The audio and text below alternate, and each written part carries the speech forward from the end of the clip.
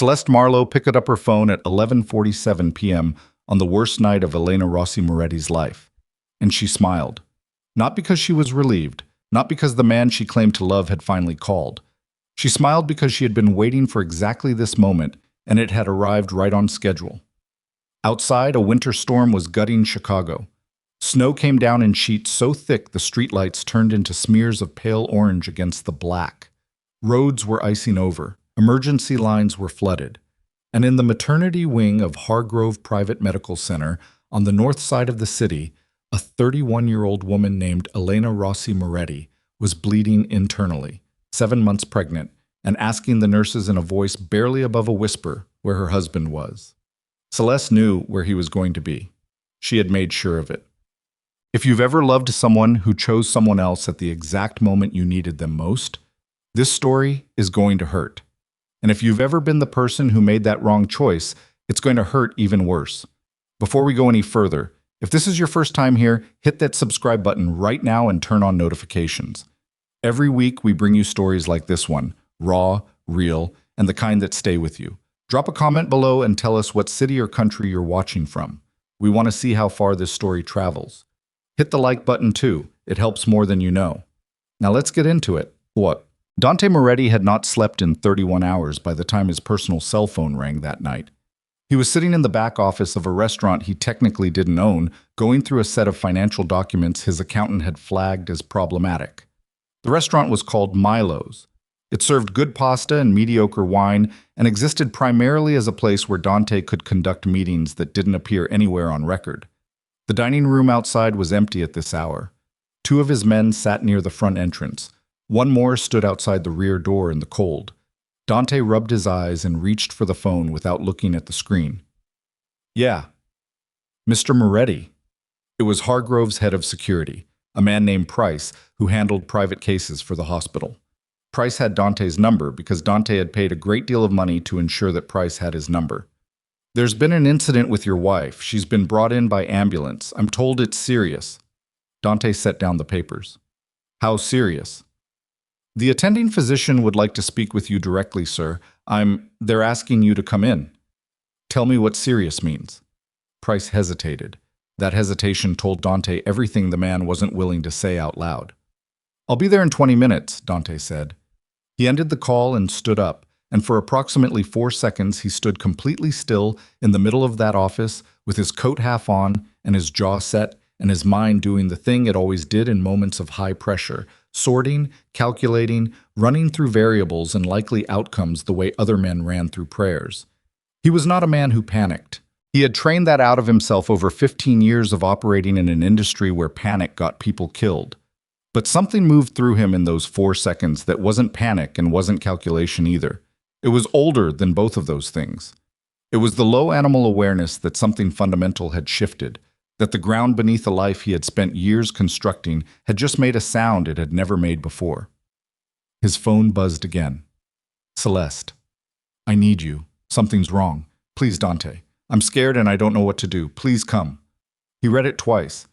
Then he read Price's message again, the one that said serious, the one with the hesitation buried inside it. And Dante Moretti, who had built an empire on the ability to make fast decisions under pressure, stood in a back office in a restaurant on the south side of Chicago and made the worst decision of his life. He went to Celeste. He told himself it would take 20 minutes. He told himself he'd check on her, confirm she was all right, then go directly to the hospital. He told himself Elena was in capable hands and that the doctors would stabilize her and that 20 minutes wouldn't matter. He was wrong about all of it. Celeste's apartment was in River North, a high-rise building with a doorman and heated underground parking and a lobby that smelled like expensive flowers. Dante had been there more times than he could count over the past 14 months. He knew the doorman's name. He knew which elevator was fastest. He knew that Celeste kept a spare key under a false panel in the hallway because she said it made her feel safer knowing he could always get in. He used that key at 12:23 a.m. The apartment was dark except for the light in the bedroom. Celeste was sitting on the edge of the bed in a silk robe, her dark hair loose around her shoulders, her face arranged into an expression of fragile distress that Dante had seen before, on her, and had always believed completely. I didn't know who else to call, she said. Her voice caught in a way that sounded like she'd been crying, though her eyes, Dante would notice much later, were dry. I heard something outside, a noise. I thought someone was trying to get in. What kind of noise? I don't know, banging, like against the fire escape. Dante walked to the window. He checked the fire escape. He checked the lock. He checked the hallway. He called down to the doorman, who confirmed that no one unauthorized had entered or attempted to enter the building. He spent 45 minutes doing a thorough sweep of an apartment that held no threat, while 12 miles away his pregnant wife went into emergency surgery and the surgical team struggled to stabilize a placental abruption that was threatening to take both her life and the life of their unborn daughter. Celeste sat on the bed and watched him work. She poured them both a drink, which Dante didn't touch. She talked about how frightened she'd been, which Dante half listened to. She moved closer to him on the couch once he'd sat down to make a follow-up call, and she let her head rest briefly against his shoulder, which he allowed before pulling back. It was 2:11 a.m. when his second phone, the encrypted one, buzzed with a message from his head of security, Marco. Boss, hospital's been calling. Elena's in surgery. They need next of kin authorization. Where are you? Dante read the message and felt something drop through the floor of his chest. He was already standing up before Celeste said, Dante, wait. I have to go. Is it her? There was something in how she asked it, not jealousy exactly, something more careful than that, something that had weight behind it. My wife is in surgery, Dante said, and his voice came out flat in a way that scared him a little, because flat was what his voice did when the rest of him was about to break open. My wife is in surgery, and I've been here for 2 hours. Left without another word. The drive to Hargrove took 19 minutes because at 2 a.m., even a Chicago winter storm had done its worst, and the roads were quieter now, just slick black ice and the residue of catastrophe. Dante drove himself. His driver had been waiting outside the apartment building and had to scramble to follow. Price met him at the private entrance. Price was a careful man who had spent 20 years keeping secrets for wealthy people, and even he looked shaken. She's out of immediate danger, Price said, and Dante felt his legs go strange under him in a way they never did. The surgery, there were complications. They're calling it a partial placental abruption. The baby is viable. They're monitoring. But Mr. Moretti, it was very close. Dante followed him through the corridors in silence. The attending physician, a woman named Dr. Amara Osei, met him outside the recovery room. She was direct and thorough and spoke to him in the precise way medical professionals speak to powerful men who are used to controlling outcomes, carefully, with no unnecessary softening, because she could tell he was the kind of person who needed truth more than comfort. Your wife lost significant blood, Dr. Osei said. The abruption came on suddenly, which is common with this type of injury but atypical in its severity for someone with Elena's otherwise healthy profile. We were able to stabilize the baby. She's viable at 30 weeks, but we'll need to keep her in neonatal care as a precaution. A pause. Elena is asking for you. Dante nodded. He could not speak. He went in. But Elena Rossi Moretti looked smaller than he had ever seen her look. She was a woman who had always carried herself with a particular kind of composure, not cold exactly, but self-contained in a way that had drawn him to her originally. That quality of a person who knows her own mind and doesn't require anyone else's approval to keep moving. She was 31 years old. She had a degree in economics and spoke 3 languages, and had grown up in a family that understood the particular pressures of living adjacent to the world Dante occupied. She had married him knowing who he was. She had loved him in spite of it. She was lying against the hospital pillow with an IV in her arm and monitors humming beside her, and her dark hair pulled back from her face, and she looked at him when he came in with eyes that were exhausted in a way that went deeper than physical. You're here, she said. I'm here. He crossed the room. He sat in the chair beside her bed and reached for her hand, and she let him take it. Her fingers were cold. Where were you? The question was quiet, not accusatory. That was worse, somehow, than if she had screamed it. Elena, they called your personal phone at 11:47, she said. I know because I asked Price what time he made the call. I know because I was still conscious when they brought me in, and I heard them trying to reach you, and I thought he's probably in a meeting. He'll be here soon. She paused. She breathed carefully, the way people breathe when breathing itself costs something. It's 2:30 in the morning. Dante said nothing. Where were you, Dante? I made a mistake. 3 words. The most inadequate 3 words in the English language, and he knew it the moment they left him. I got a message, and I went the wrong direction. It won't... Was it her? The silence that followed lasted maybe 4 seconds. 4 seconds was long enough. Elena turned her face toward the window. Okay, she said. Not angry, not devastated, just okay. Like something she had suspected for a long time had finally been confirmed, and now she could stop carrying the uncertainty of it. That was somehow the most devastating version of that word Dante had ever heard. Our daughter is in a box, Elena said to the window. They have her in an incubator. I haven't been able to hold her yet. A pause. I almost didn't make it, Dante. The doctor told me afterward. My blood pressure dropped to a level where... She stopped. And you were with her? Yes. Don't lie to me. Not tonight. Not about this. I'm not lying. She was quiet for a moment. Then, you should go see your daughter, room 312. They'll let you in. She didn't look at him again. I'm tired. I need to sleep. He sat for another moment, not moving, because some part of him believed that if he moved, it would become real. All of it. The choice he'd made. The 2 hours he'd spent in a dark apartment while Elena bled.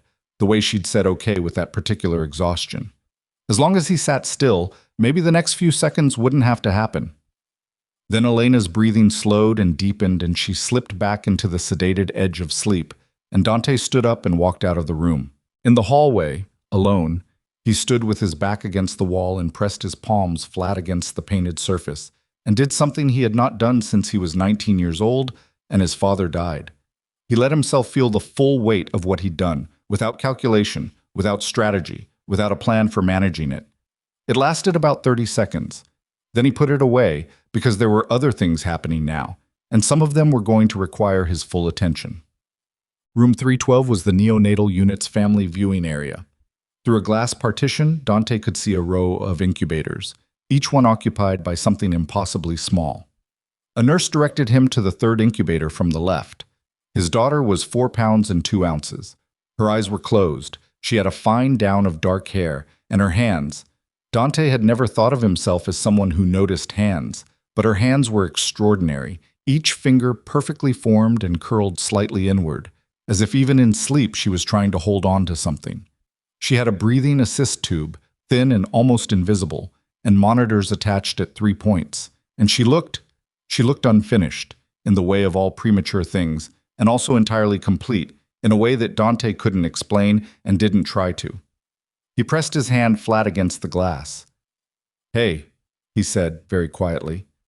The nurse beside him pretended not to notice that his voice had cracked on that single syllable.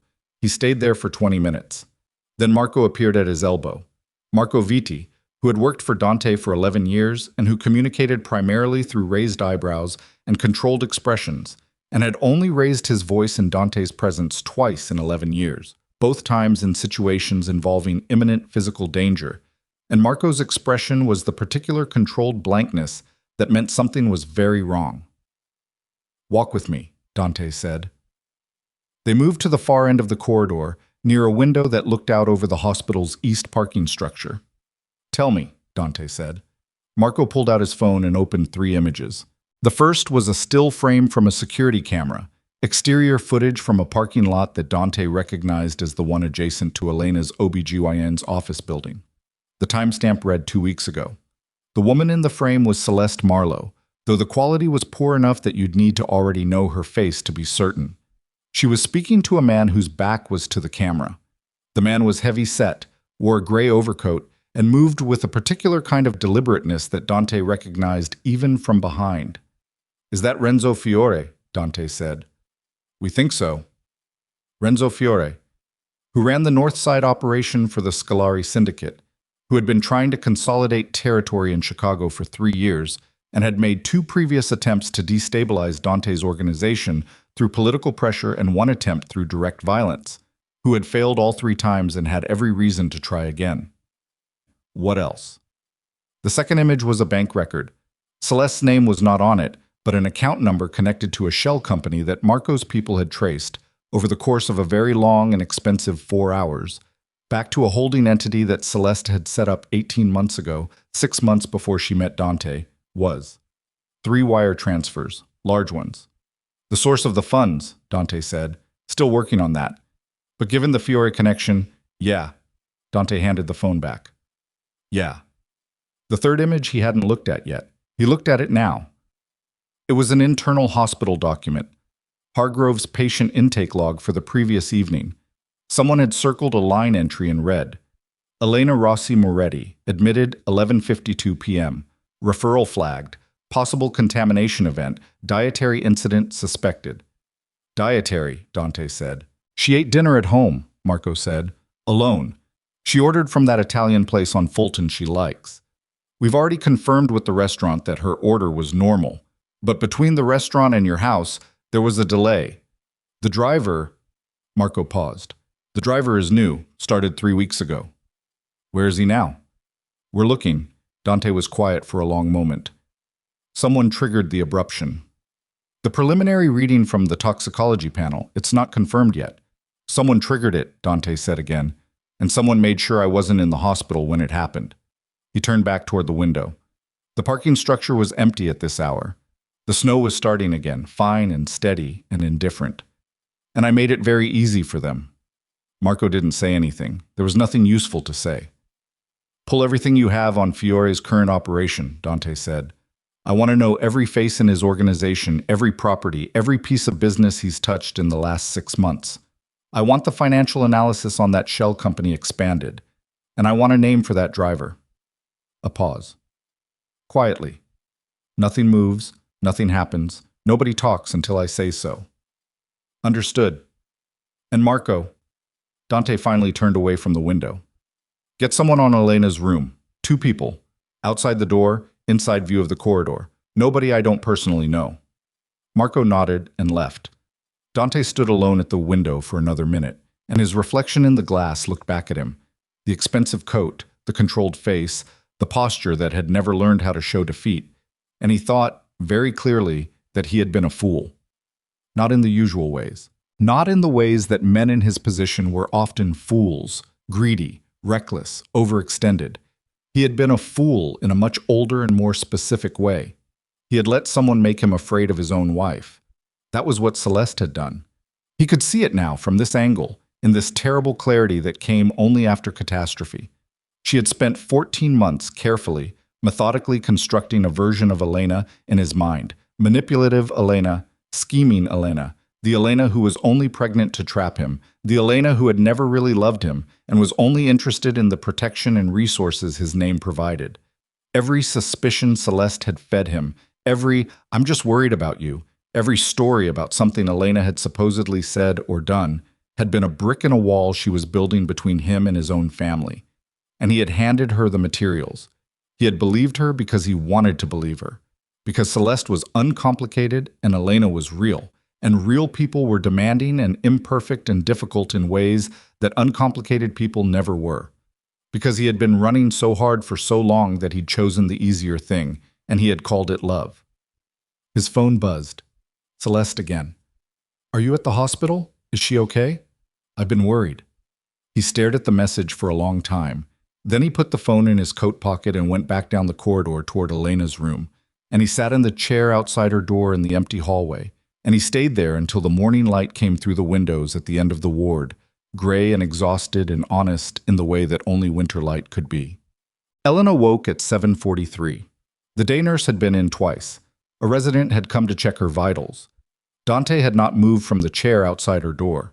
When the nurse finally told him Elena was asking if he was still there, he went back in. She looked better, marginally. The color in her face had returned to something closer to its usual warmth, and she was sitting up a little straighter, though the IV was still in, and she moved carefully. You sat outside all night, she said. Yeah. I could have security remove you. I know. She looked at him for a moment. Not the exhausted, turned-away look of the night before. Something more direct.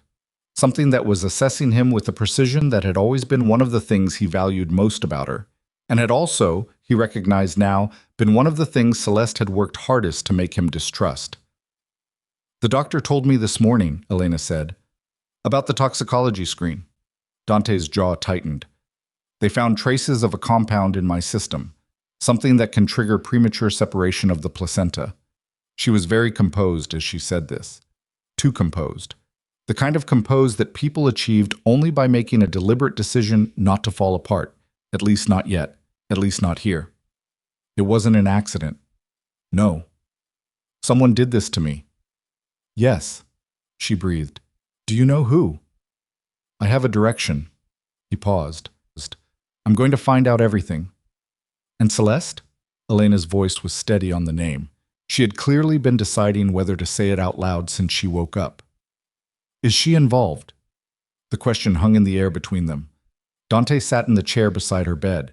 He did not reach for her hand this time. He kept his hands on his knees and he looked at her directly, and he told her the truth. I don't know yet, but I think so. Elena was quiet for a long moment. Outside the window, Chicago was beginning its slow morning recovery from the storm. The sound of plows somewhere distant, the early light still gray and weak. Tell me what you know, Elena said. All of it. So he did. He told her about the security footage, about Renzo Fiore's face in that parking lot image, about the shell company and the wire transfers. He told her about the driver who had delivered her food and was now missing. He told her that Marco was already pulling information, that he had people on her room, that nothing was going to come near her or their daughter without going through him first. He did not tell her that he had spent nearly 2 hours in Celeste's apartment while Elena was in surgery. He told himself that he was protecting her from information she didn't need when she was physically recovering. He knew, even as he told himself that it wasn't entirely true. Elena listened to all of it without interrupting. When he finished, she looked at her hands in her lap for a moment. You believed her, Elena said. Not accusatory, just a statement, placed between them like evidence. About me. All that time, you believed whatever she told you about me. Yes. She told you I was manipulating you with the pregnancy. Dante's silence was its own answer. I found out I was pregnant, Elena said, and the first thing I thought about was whether you would be happy. She looked up at him. The first thing. I didn't think about protection. I didn't think about leverage.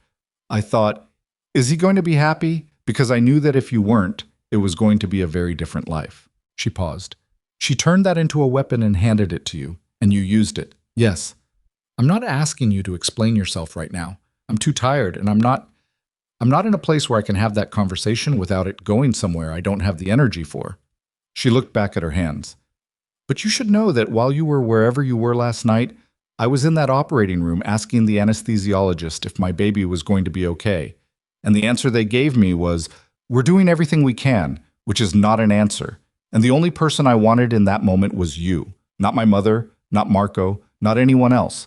You. A beat. That's the part that's going to take me a long time. Dante said nothing. There was nothing to say. Go find out what happened, Elena said, and then come back. He left the hospital at 9 a.m. Marco was waiting in the car. The driver, Marco said before Dante had even gotten his door closed.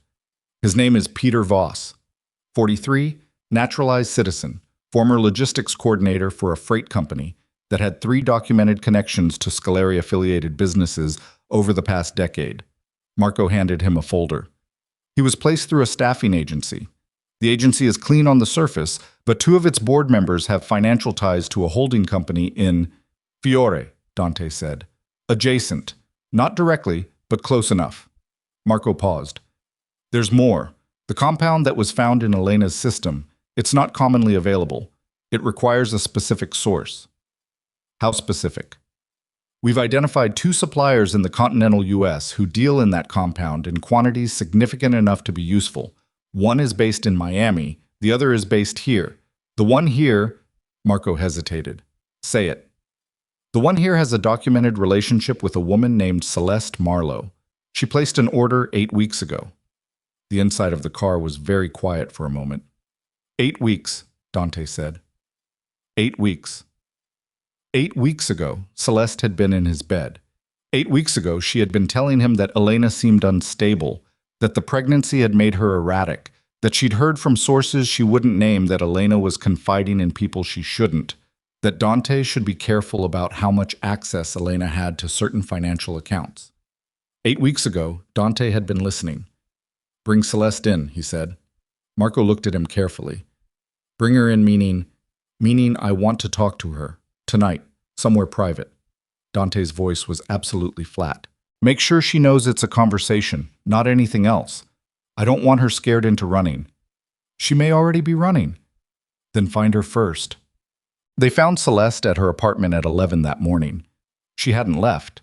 She answered Marco's call with the same fragile composure she always maintained, said of course she would speak with Dante, said she'd been beside herself with worry since last night, said she hoped Elena was recovering.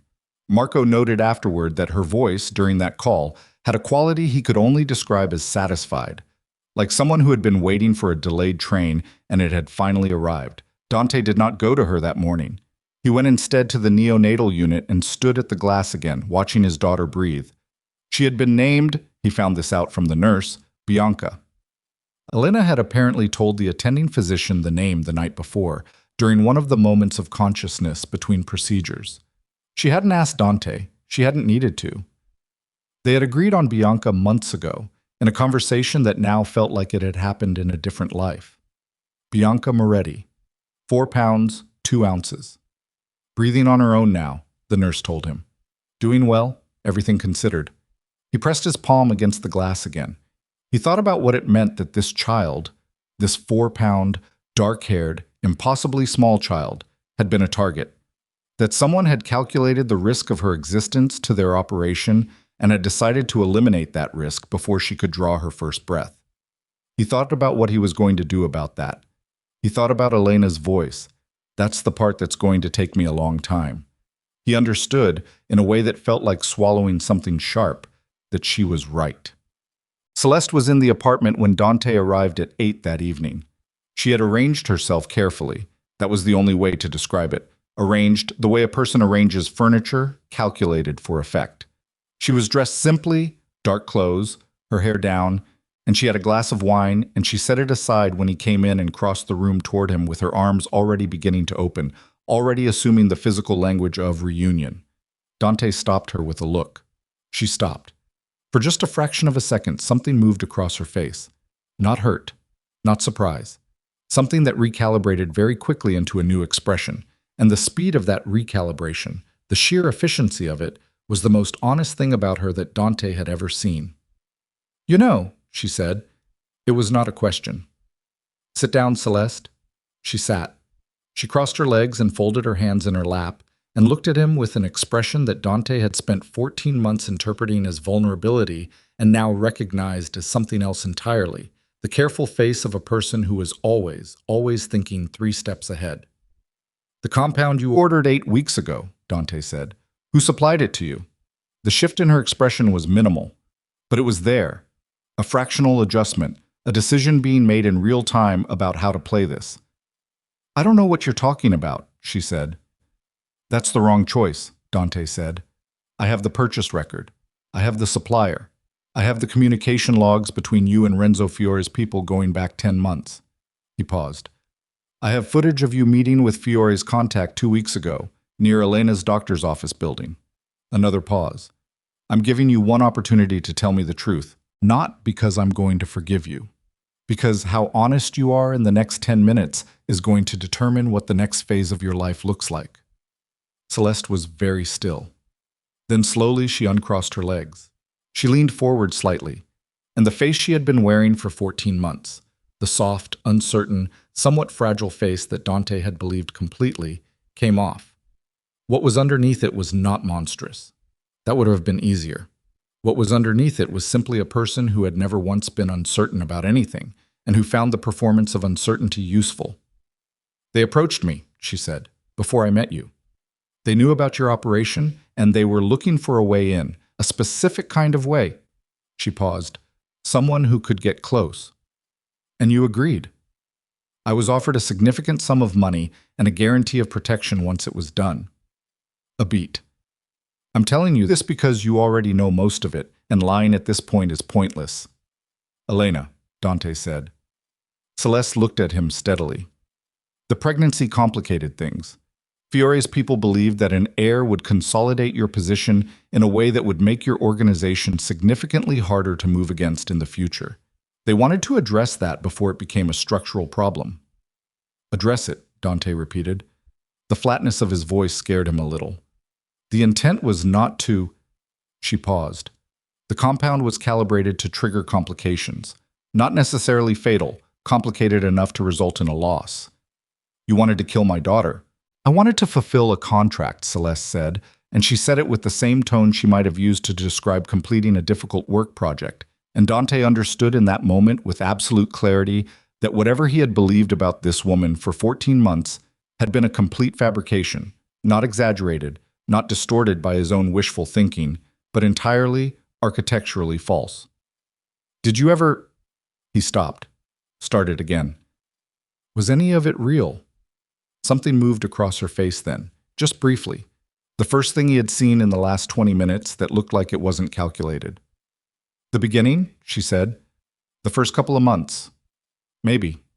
She looked at her hands. And then the job became more important than what I was starting to feel. And I made a choice. Same as everyone makes choices. The silence stretched. You're going to tell me everything, Dante said. Every contact, every communication, every arrangement you made with Fiore's people. Every piece of information you passed on about my operation, my security protocols, my people. He kept his voice level with an effort that cost him considerably. And then you're going to sit in a room for as long as it takes for my people to verify everything you've told me. And then we'll have another conversation. Celeste looked at him for a long moment. You're not going to... I told you I was giving you an opportunity, Dante said. I'm a man of my word, even now. He stood up. But understand that if you run, or if you withhold anything, or if there's a single discrepancy between what you tell me and what we already know, that opportunity closes, and I won't offer it again. Celeste was quiet for a long moment, then she nodded. Dante pulled out his phone and sent Marco one message. She's ready. Come up. He walked to the window while they waited. Outside, Chicago was dark and cold, and the storm of the night before had left everything ice-crusted and sharp-edged in the way of the morning after a catastrophe. He looked at his reflection again, the same coat, the same face, and thought about a woman lying in a hospital bed asking him where he'd been. He thought about 4 pounds and 2 ounces of daughter breathing behind a pane of glass. He thought about the word home and what he had done to it and what it was going to take to rebuild it. Marco came through the door at 9:14 p.m., and Dante Moretti, who had spent 15 years building an empire, began the work of dismantling the thing that had nearly destroyed his family before his daughter had learned to open her eyes. Marco brought 2 men with him, which was the right call. Not because Celeste was physically dangerous, she wasn't, or at least not in any way that required that kind of management, but because Dante had learned over 15 years that the moment you underestimated the logistics of a situation was the moment the situation got away from you. Celeste had proven herself to be a person who moved in the spaces between other people's assumptions. You didn't leave spaces around someone like that. She went with them without resistance. That was the first thing that bothered Dante.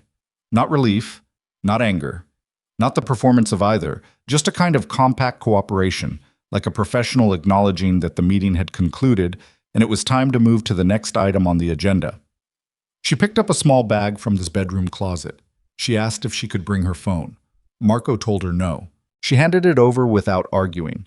Dante watched her walk out the door of the apartment and thought about 14 months, and what 14 months of careful, deliberate performance looked like from the outside when you finally understood what you were looking at. He thought it looked like competence. That was the word. Not evil, not madness, competence. Celeste Marlowe was very, very good at what she did, and what she did had almost killed his daughter. He stayed in the apartment for 10 minutes after they left. He stood in the middle of her living room and looked at the objects she had arranged there. The books on the shelf organized by color rather than title. The specific throw blanket on the couch that she had once told him made the space feel warmer. The framed photographs of landscapes with no people in them, which he now understood were the choices of someone who did not want personal history visible in the room where she worked. And he understood that he had never been in this woman's home. He had been in her set. He left without touching anything. Quote. The location Marco used was a property on the southwest side, a commercial building that officially housed a tile import business, and unofficially housed the kind of room where conversations happened that required absolute privacy. It was not a comfortable room. It was not meant to be. It had a table, 4 chairs, a one-way mirror along the north wall, and lighting that was neither harsh nor forgiving, just accurate, the way a document is accurate, recording everything without editorializing. Dante didn't go there that night. He went back to the hospital. Elena was awake when he arrived at 11. The ward was quieter at this hour, reduced staff, lowered lighting in the corridors, the particular hush of a place where people were trying to recover from serious things. He knocked on the open door of her room, and she looked up from the tablet she was holding, and something in her face did the specific complicated thing it had been doing since he'd started coming back. Not warm, not cold, but watchful, in a way that was neither welcoming nor dismissive. "I talked to her," Dante said. Elena set the tablet face down on the blanket. And he crossed the room and sat in the chair. He told her everything Celeste had said. The approach before they met, the contract, the money, Fiore's strategic reasoning about the pregnancy, the compound. He told her all of it in the same direct way he'd told her about the financial records that morning, because Elena had asked him not to manage her, and he was, belatedly and imperfectly, trying to honor that. She listened without moving. Her hands were flat on the blanket beside the tablet. When he finished, she was quiet for a moment. "She was hired before she met you," Elena said. "Yes. So the entire thing, from the first night, designed, yes." Elena looked at the window. The city outside was dark. "And you have her." "We have her." "What does that mean exactly? What are you going to do with her?" "She's going to give us everything she knows about Fiore's current operation. Communication channels, personnel, financial structure, what they know about us, and how they got it. All of it." He paused. "And then I'm going to make a decision about what comes next." "Based on what?" "Based on how useful she is and how honest she's been." He kept his voice flat. "And based on what the law enforcement exposure looks like if she talks to anyone other than us." Elena looked back at him. "You're not going to—" "No." He said it before she finished. "I'm not. Whatever she did, no, that's not what this is." Something shifted slightly in Elena's expression. Not relief, exactly. More like a recalibration of something she'd been bracing for. "Marco's people are going through everything she's told us so far," Dante continued, cross-referencing with what we already know. "If it checks out, we move to the next stage." "And Fiore?" Dante didn't answer immediately. "One thing at a time." "Dante," her voice was even. "He ordered someone to poison my food while I was 7 months pregnant. Don't tell me one thing at a time." He looked at her. She looked back. And for a moment it was the most uncomplicated thing that had happened between them in longer than he wanted to calculate. Just 2 people with a shared understanding of the stakes, looking at each other without the fog of everything Celeste had spent 14 months manufacturing between them. "I'm going to handle it," he said. "I know you are," Elena said. "I'm asking how." "Carefully." He paused. "There are people above Fiore who authorize this. If I move on Fiore directly, those people disappear, and I lose the whole network. So I need Celeste's information to map the full structure before anything happens." Another pause. "It's going to take some time." Elena absorbed this. "How much time?" "I don't know yet." She nodded slowly. Then she said, "Bianca's breathing improved this afternoon. The neonatal team thinks she might be ready to move out of the incubator in 4 or 5 days." The shift was deliberate. He could see that. A decision to step back from one conversation and anchor herself in something concrete. He recognized it as a survival mechanism, and he respected it. "Can I see her tonight?" he asked. "The nurses will let you in. Tell them I said." Bianca was still in the incubator, but the breathing assist had been reduced to minimal support. The neonatal nurse, a woman in her 50s named Ruth, who had the air of someone who had seen everything twice and was still paying attention, showed Dante how to position his hand inside the incubator's access port to make contact with the baby without disturbing the monitors. His daughter's skin was warm. That surprised him somehow, the warmth of her, the animal aliveness of it. Her fingers moved slightly when he made contact, that involuntary grip response that premature infants have, and she grabbed his index finger with a hand so small it barely wrapped around the first joint. Ruth watched this from a professional distance and said nothing. Dante sat like that for a long time. At some point after midnight, his phone buzzed with a message from Marco. First batch of Celeste's info checks out. She's talking, going to be a long night. He typed back, "Keep going, call me if anything changes." Then he put the phone away and stayed where he was. The call came at 6:40 in the morning while Dante was in the hospital's ground floor cafeteria with a cup of bad coffee and his second phone open to a financial document Marco had sent over, the first clear map of Fiore's organizational structure, pieced together from Celeste's information and cross-referenced with 2 years of existing intelligence. It was more detailed than anything they'd previously assembled. Celeste had been inside Fiore's communication network for nearly a year and a half. She knew names, accounts, safe houses, the identities of 3 people embedded in legitimate businesses as long-term assets. She had been thorough. Dante gave her that. The call was from a number he didn't recognize. He almost didn't answer it. "Mr. Moretti." The voice was male, middle-aged, measured in the way of someone accustomed to conducting difficult conversations professionally. "My name is Agent Holt, Federal Bureau of Investigation, Chicago Field Office. I apologize for the hour. I think we should talk." Dante set down the coffee. "About what?" "About Renzo Fiore, and about the events of 2 nights ago." A pause. "And about a woman named Celeste Marlowe, whose whereabouts we've been trying to confirm since yesterday morning." The cafeteria around him continued its early morning routine. A few nurses getting food, an orderly restocking a cart, the distant sound of the floor buffer somewhere in the corridor. Dante watched all of it with the particular focused calm of someone processing a significant change in the situation. "I'm listening," he said. "We've had an active investigation into Fiore's organization for 14 months, Holt said. Celeste Marlowe was identified 8 months ago as a possible asset within a connected network. We've been building a case." A pause that had weight to it. "The incident with your wife has created a timeline problem, and the fact that Ms. Marlowe appears to have relocated in the last 24 hours suggests someone got to her before we could bring her in for questioning." "Relocated," Dante said carefully. "She's not at her registered address. We've checked 3 locations. Her phone has been dark since approximately 9 p.m. last night." Dante said nothing. "Mr. Moretti." Holt's voice was still measured, but something underneath it had sharpened. "I want to be straightforward with you. We're not interested in your organization right now. We're interested in Fiore, and we're interested in the network that authorized an attack on a pregnant civilian." A beat. "If you have information that's relevant to our investigation, I'm in a position to discuss how that conversation might be structured." "You want to meet?" "I think it would be mutually useful, yes." Dante looked at his coffee. "I'll call you back within the hour." He ended the call and immediately dialed Marco. Marco picked up on the first ring, which meant he hadn't slept. "I know," Marco said before Dante said anything. "FBI has been watching Fiore. We picked up a flag on one of our monitoring channels 20 minutes ago. They know Celeste is with us." "How much do they know?" "Enough to be inconvenient, not enough to act on yet." A pause. "But Dante, there's something else. One of Celeste's disclosures from last night. She mentioned a name, someone inside your organization who's been feeding information to Fiore's people." The cafeteria felt suddenly much quieter. "Who?" Dante said. Marco was quiet for 3 seconds. 3 seconds was a long time for Marco. "She says it's Caruso." Danny Caruso had worked for Dante's organization for 9 years.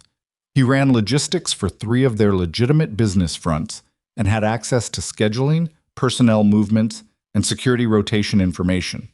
He was 44 years old. He had 2 kids. He had been at Dante and Elena's wedding.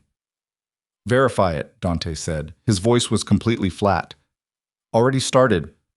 But Dante, if it's accurate, verify it first, then we talk." He stood up. "And don't move on him until I say so." "Understood." Dante ended the call. He stood in the hospital cafeteria for a moment, holding his phone, and did the specific mental calculation that his life periodically required. The one where you identified how many directions the problem was currently coming from and ranked them by which one would do the most damage fastest if left unaddressed. FBI contact, manageable, potentially useful. Fiore's network. Known shape, being mapped. Celeste, in hand, talking. Danny Caruso, unverified, sitting inside his operation right now, probably unaware that his name had just been given up. He put the phone in his pocket and went back upstairs. Elena was meeting with Dr. Ose when he arrived. He waited in the corridor. Through the half-open door, he could hear Ose's voice, measured, precise, walking Elena through her recovery timeline, the monitoring schedule for Bianca, the process for transitioning from hospital care to home care once both mother and child were stable. He heard Elena ask clear, specific questions. He heard her push back on one recommendation, politely but firmly, and heard Ose adjust. He stood in the corridor and listened to his wife navigate a medical system that was managing the aftermath of an attempt on her life, and he thought that he had spent 14 months being told she was the problem. When Ose came out, she nodded at Dante with the particular professional neutrality of a person who had formed opinions about him that she was too disciplined to express. He went in. Elena looked better again, more present. The IV was out. She was in her own clothes. Someone had brought things from home, he didn't know who, and she was sitting in the chair by the window rather than in the bed, which he read correctly as a decision about posture and what it communicated. Ose says another week inpatient, minimum, Elena said. For me, Bianca possibly longer. Whatever she needs. I know. Elena looked at him. What happened? You have a face. The FBI is interested in Fiora, he said. They want to talk. She took this in without visible reaction. And Celeste? Still talking, but he paused. There's a complication. Tell me. Someone inside the organization has been feeding information to Fiora's people. He watched her face. We don't have full confirmation yet, but the name Celeste gave us is someone I've known a long time. Elena was quiet for a moment. Who? Caruso. She knew the name. She'd met Danny Caruso at organizational events, at dinners, at the kind of peripheral social occasions that came with being married to Dante. She absorbed this information with the same contained composure she'd been maintaining since she woke up in this room, and then she said, How long? Unknown yet. So someone inside has been watching you, watching us, for however long, and feeding it to the people who decided to… She stopped. The composure cracked, just slightly, just for a second, like a hairline fracture in something that was otherwise holding. Then she pulled it back. Does he know his name came up? No. What are you going to do? Handle it. Dante. Her voice sharpened. Stop doing that. Stop saying handle it like I'm someone you're managing. What are you going to do? He looked at her. She looked back and her eyes were tired and direct and completely serious. And he thought again about 14 months of being told she was someone to be wary of, and felt the specific nausea of a person confronting the scale of their own credulity. I'm going to verify the information. If it's accurate, I'm going to remove him from any access to sensitive operations and then decide how to address it in a way that doesn't tip off Fiore that we know. He paused. And I'm going to talk to the FBI contact, because the alternative is running a war on two fronts while a federal investigation develops around us, and that's not a war I can win. Elena looked at him for a long moment. You're going to cooperate with federal investigators. I'm going to have a conversation, Dante said carefully, with boundaries, and with the goal of pointing them toward Fiore in a way that does what I need done without exposing what I need protected. That's a very specific kind of tightrope. I've walked narrower ones. She didn't look entirely convinced, but she also didn't argue, which he recognized as its own kind of statement. Elena Rossi Moretti had never been naive about the world she'd married into. What she had always asked of him, what he had spent the last 14 months failing to give her, was honesty about what was happening in it. The FBI contact, she said. Can you trust him? No, but I might be able to use him. A small, humorless exhale. Not quite a laugh. You're going to need to be very careful. I know. More careful than you've been. She said it plainly, without cruelty, just as a fact that they both needed to acknowledge. Yes, Dante said. More careful than I've been.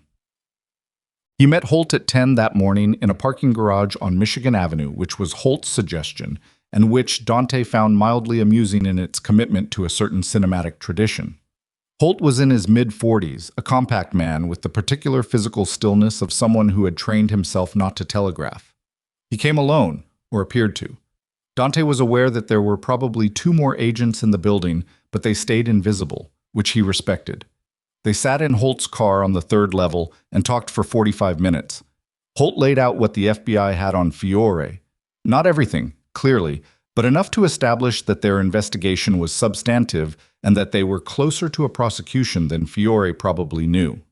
He acknowledged, carefully, that the agency was aware of Dante's organization and that the current conversation was taking place in a particular context, one where Dante's cooperation on Fiore might create a specific kind of mutual benefit. "I'm not going to be a witness," Dante said. "I'm not asking you to be. I'm not going to give you anything that touches my own operation. I understand that. What I might be able to give you," Dante said, "is a complete organizational map of Fiore's network, including financial structures, asset identities, and the communication channels they've been using, sourced through methods you don't need to know about." Holt was quiet for a moment. "That would be significant." "I know it would." Dante looked at him. "In exchange, I need the investigation to move on a timeline that works for me. Not weeks, days. And I need Fiore's people to believe the source of the information is their own network collapse, not an outside disclosure." Holt considered this. "You're asking us to run the investigation in a way that protects your position. I'm asking you to run the investigation in a way that actually succeeds," Dante said. "If Fiore suspects someone talked, he goes underground and you lose him. You want him? Do it my way." Another silence. Holt was thinking. Dante could tell the difference between a man performing deliberation and a man actually doing it. "I'll need to take this up the chain," Holt said. "You have until noon," Dante said. "After that, I'm handling this differently." He got out of the car. The verification on Caruso came back at 11:47. It was accurate. Marco sent it to Dante in a message that contained only the word "confirmed" and 3 attached documents. Dante read the documents standing in the hospital corridor outside the neonatal unit, and the evidence was thorough and clear.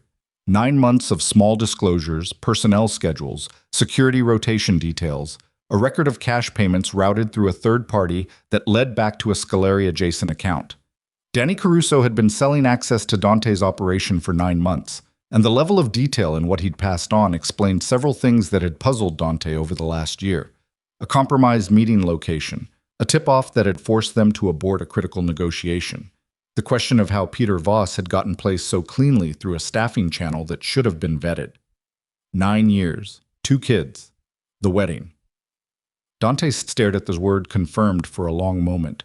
Then he called Marco and said, "Pull him off logistics today. Tell him we're restructuring the accounting process, and we need him on administrative review for the next 2 weeks. Make it sound routine." "And his access?" "Revoke it quietly. Nothing obvious. Make it look like a system update." A pause. "And Marco? Don't tell anyone else." "Not yet." "You think he's told someone?" "I think if he knows we know, he tells Fiore immediately, and Fiore starts moving assets and burning contacts before we've mapped the full network." Dante's voice was controlled. "So he doesn't know we know. Not until I'm ready." "Understood." Dante ended the call. He stood in the corridor for a moment with the phone at his side, and the particular quality of the betrayal sat on him in a way he didn't try to process quickly. 9 years, and the man had been feeding information that had contributed, directly or indirectly, to the attack on Elena. There was a line between those 2 facts that was not complicated to draw. He put the phone away and went into the neonatal unit. Bianca's eyes were open. It was the first time he'd seen them. They were dark and slightly unfocused in the way of newborns, moving without fixing, taking in light and shape, and the enormous, unclear world with the particular seriousness of something that has only recently arrived and is still making sense of the physics. She was still small. She was going to be small for a while. But the breathing support was gone now, and her color was better, and when Dante leaned close to the incubator, she seemed to register something. Not recognition, not yet, but the proximity of another person, the warmth of it, the weight of being looked at by someone who intended to stay. Ruth was at the other end of the unit. She glanced over and nodded. "She's been more alert this morning," Ruth said. "That's good. That's what we want to see." "Yeah," Dante said. He stayed there for 20 minutes, and when he left, he called Holt. Holt picked up on the second ring. "I've spoken with my supervisor," Holt said. "We can work with your terms, with some modifications." "Tell me the modifications." "The timeline can be days, not weeks, but I need a direct channel to the information as it comes in. not a packaged delivery, a live flow. My team needs to be able to act on it in real time.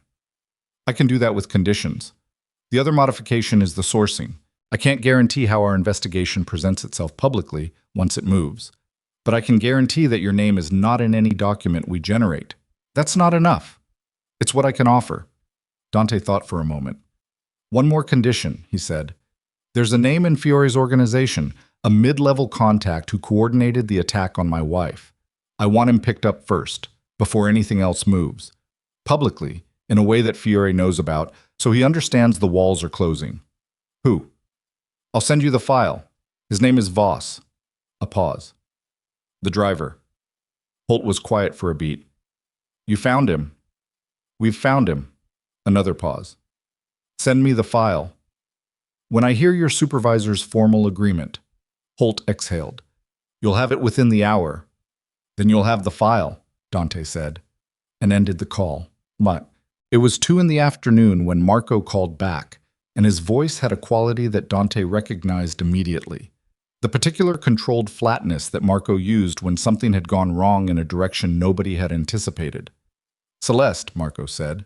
Dante stopped walking. He was in the hospital's second-floor corridor, heading back toward Elena's room. What about her? She stopped talking about an hour ago. She asked to use the bathroom. A pause. She didn't come out. She's gone. The window. 3rd floor, fire escape. We had 1 man on the door and 1 on the exterior, but the exterior position had a gap, 15 feet of blind coverage on the northeast side of the building. She knew exactly where it was. Of course she did. Celeste had spent months in Dante's world. She had listened and looked and cataloged. She had known the gap before she ever ended up in that room. What does she have on her? Dante said. No phone. We kept that. But she was in that room for 7 hours, Dante. She heard things. Names, details we discussed in front of her while she was supposed to be cooperating. What specifically? Caruso's name came up twice while she was in the room. The corridor was very quiet around Dante. A nurse passed him going the other direction. A cart rattled somewhere further down. He stood still and let the shape of what had just happened arrange itself in his mind. Celeste had known about Caruso. She may have known before she came in. She'd been the one to give up the name, after all. But she had also spent 7 hours in a room where she could measure the extent of what they knew and didn't know, could assess how solid their position was, could identify the gaps. And then she had left. She's going to Fiore, Dante said. That's my read, Marco said. She's been in his network for 14 months. If he has any extraction protocol in place. He does, Dante said. He has her. He paused. How long ago? The bathroom break was at 1:15. It was now 2:03. Get Holt on the phone, Dante said. Tell him the timeline just moved up. Dante. If Celeste reaches Fiore and tells him what she knows, he starts burning everything within the hour. The whole map we've built becomes worthless. Dante was already moving, heading for the stairs. Call Holt. Tell him we need Voss picked up tonight, not tomorrow. And tell him Celeste is in the wind. He's going to want to know how she got away. Tell him she's a professional and we underestimated her, Dante said, because that's the truth. He reached the stairwell and went through the door, and his footsteps on the concrete steps were the only sound in the enclosed space, and he thought about a woman who had spent 14 months inside his life like a splinter working its way towards something vital, and who had spent 7 hours in a room pretending to give up everything while actually he had been underestimating her from the beginning. At the bottom of the stairs, he pushed through the door into the parking structure and found Danny Caruso standing at the hood of Dante's car. Not waiting, not loitering.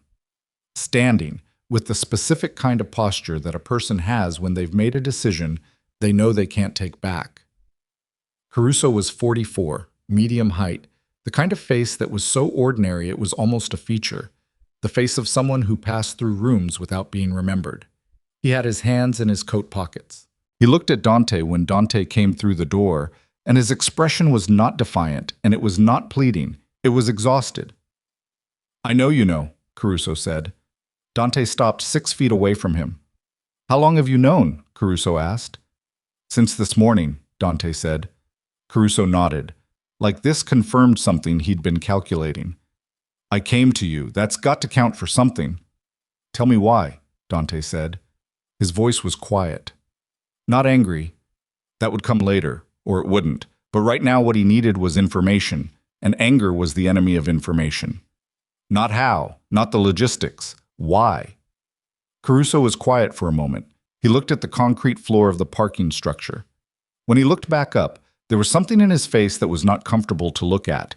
Not guilt exactly, but the specific worn quality of a person who has been carrying something heavy for a long time and has stopped being able to manage the weight. "My son," he said. "Fiore's people found out about my son." Dante said nothing. "He's in trouble," Caruso said. "The kind of trouble that I tried to fix it myself. I couldn't. And they came to me and they said they could make it go away, and all they wanted was small things, schedules, personnel, nothing that would—" He stopped. "I told myself it wasn't serious, that it wasn't going to hurt anyone." "My daughter is in a neonatal incubator," Dante said. Caruso's face did something that Dante didn't look away from, because Dante needed him to carry it and needed to see him carry it. "I didn't know about Elena. I swear to you, when they told me what they were going to do with the information, they didn't tell me about Elena. I found out yesterday, and I—" He stopped again. "I couldn't stay home. I had to come. I had to." "You had to come," Dante repeated. "I know it doesn't fix anything." "No," Dante said, "it doesn't." The parking structure was cold and quiet around them. Somewhere above them, Elena was sitting in her hospital room, rebuilding the architecture of a life that someone had tried to demolish. Somewhere in this city, Celeste Marlowe was moving toward Renzo Fiore with a head full of information about everything Dante had built and everyone in it. And here was Danny Caruso, standing at the hood of Dante's car with his hands in his pockets, and his son's trouble, and 9 months of small betrayals, and the specific exhausted face of a man who had run out of road. "You're going to tell me everything," Dante said. "Every disclosure, every contact, every communication. You're going to do it now, in the next 2 hours, and you're going to do it completely." "Yes." "And then you're going to stay where I tell you to stay, and not contact anyone until I say so." "Yes." "And Danny," Dante's voice didn't change, "if there's anything you leave out, anything at all, I will find it. And the conversation we're having right now won't be available to us again." Caruso looked at him. "I know." Dante pulled out his phone and called Marco again. "Change of plans," he said. "Come to the parking structure and bring someone to take notes." He ended the call. He looked at Danny Caruso, who had been at his wedding and who had a son in some kind of trouble, and who had handed over enough information to put Elena in surgery. He thought about what his father had told him once, years ago, that the most dangerous betrayals were never the ones that came from enemies, because you were already watching for those. They waited for Marco in silence, and the cold of the parking structure settled around them, and somewhere above them in the city, Celeste was running. Marco arrived in the parking structure at 2:19 with 2 men and a recording device, and the first thing he did when he saw Caruso standing there was look at Dante with an expression that asked a question. Dante answered with a single small movement of his head. "Not yet. Let him talk first." They used the back seat of Marco's car. Caruso sat on one side, Marco's man on the other, the recorder between them on the center console. Dante sat in the front passenger seat and turned sideways so he could see Caruso's face while he talked. The car was cold. Nobody had started the engine, and their breath fogged slightly in the enclosed space, and outside the parking structure windows, the afternoon light was the particular flat gray of a Chicago winter that had already done its worst and wasn't finished. Caruso talked for 91 minutes. He was methodical about it, which surprised Dante. Not the fractured, self-justifying narrative of a man trying to control how his confession landed, but an ordered account, chronological, specific, the kind of recounting that a person produces when they have been living with a weight long enough that its shape is very clear to them. He knew the dates, he knew the amounts, he knew the names of the 2 intermediaries Fiore's people had used to manage him, and he knew the dead drop locations, 3 of them, that he'd used for physical document transfers when digital channels felt too exposed. He knew all of it because he had been, in his own way, keeping records. A small notebook, handwritten, stored in a locked drawer in his home office under a false bottom that his wife didn't know about. He described it in detail, the notebook, the drawer, the false bottom, with the flat specificity of a man who had always known, somewhere beneath the daily management of the secret, that a moment like this one was coming. When he finished, the car was very quiet. The notebook, Dante said. I need it. I know. Caruso looked at his hands. My wife is home. Marco will go with you. She doesn't have to know what it is. He'll wait outside. Dante paused. Is there anything in it that involves her? No. Then she doesn't need to know today. He paused again. Danny. The meeting where Elena's OB-GYN's building came up, the location of her appointments. Was that in what you passed on? Caruso's jaw tightened. I didn't know they were going to. I passed a scheduling summary. It had her appointment location in it because it was part of the household security sweep I did every month. I didn't. He stopped. I didn't know what they were going to do with it. But you passed it. Yes. The words sat there. Dante turned back to the front of the car. Take him to get the notebook, he said to Marco. Then bring him to the Halstead property and keep him there, comfortable. He stays until I say. Marco nodded. Dante got out of the car. He stood in the cold of the parking structure and listened to the engine start, and the car moved toward the exit ramp, and then he was alone in the structure with the sound of distant traffic and the specific silence of a place that was built for movement and was currently very still. His phone showed 4 missed calls from Holt. He called back. We have a problem, Holt said, and his measured professional voice had a new quality in it. Not panic.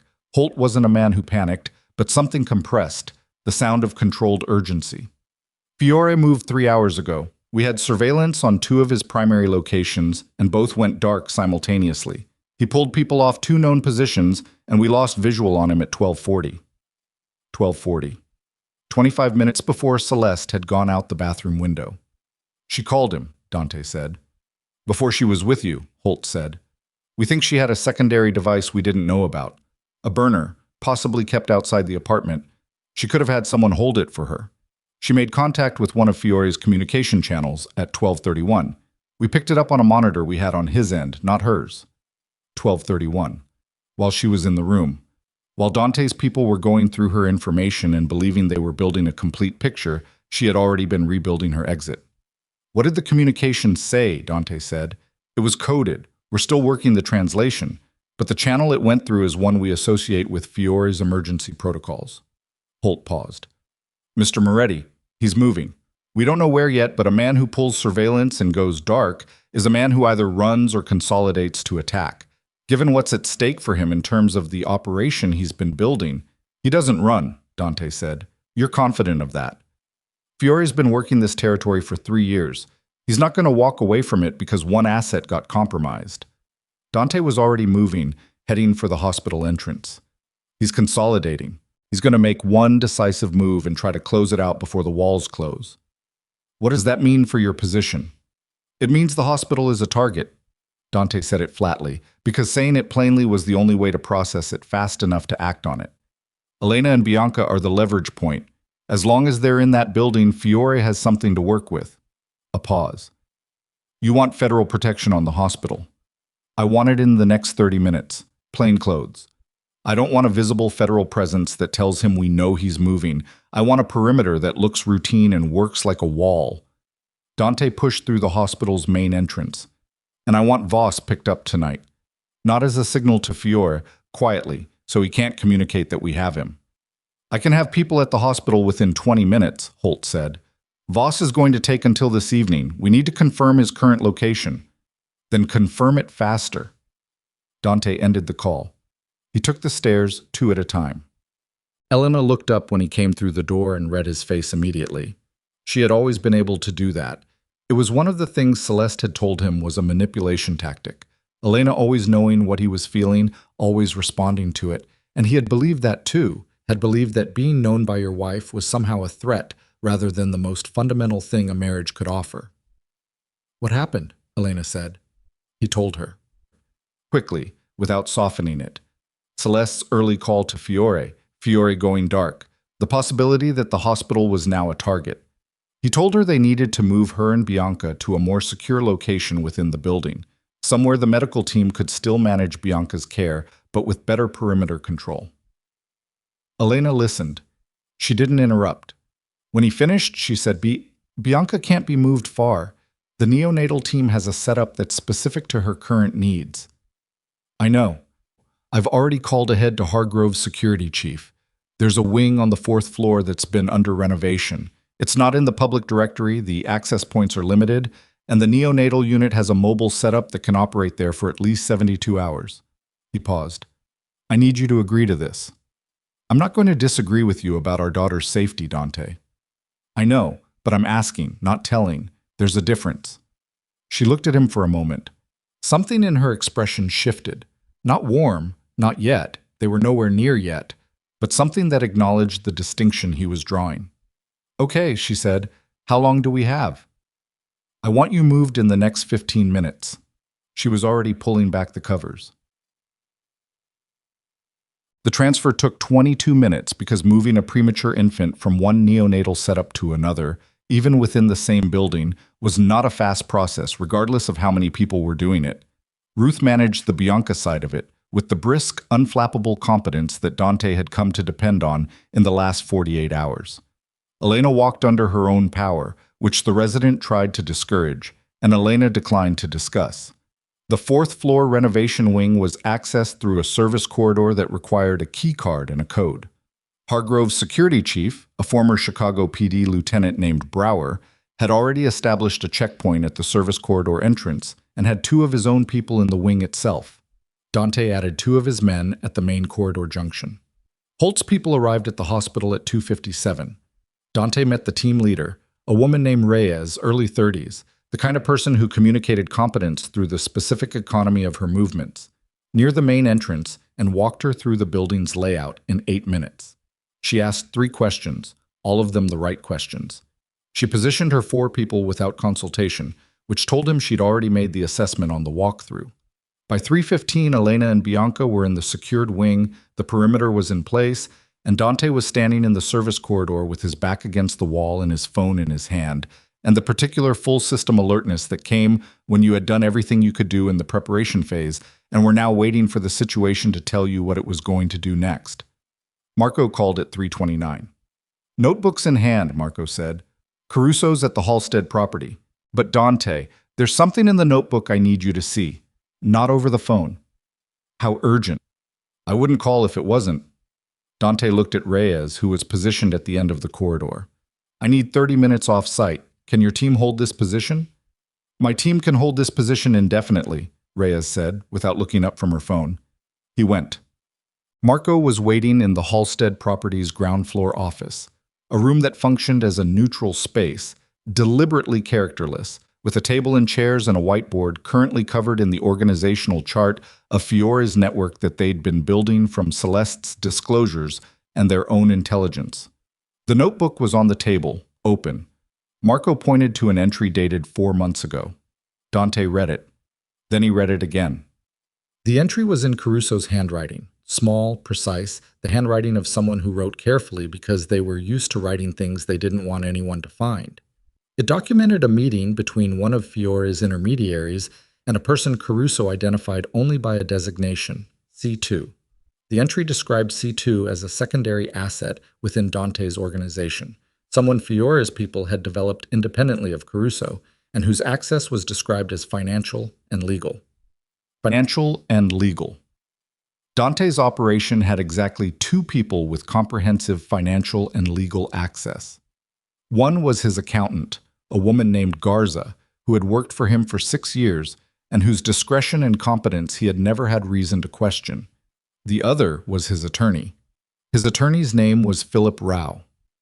Philip Rao, who had handled Dante's legal work for 8 years, who had negotiated 3 significant property acquisitions, managed the documentation for 7 legitimate business structures, and held power of attorney for several of Dante's financial accounts during a period 3 years ago when Dante was managing a crisis that required him to be unreachable for extended stretches, who had been present at the meeting 14 months ago, where Dante had first discussed his plans for the Moretti organization's next phase of development, the meeting at which Philip had taken detailed notes.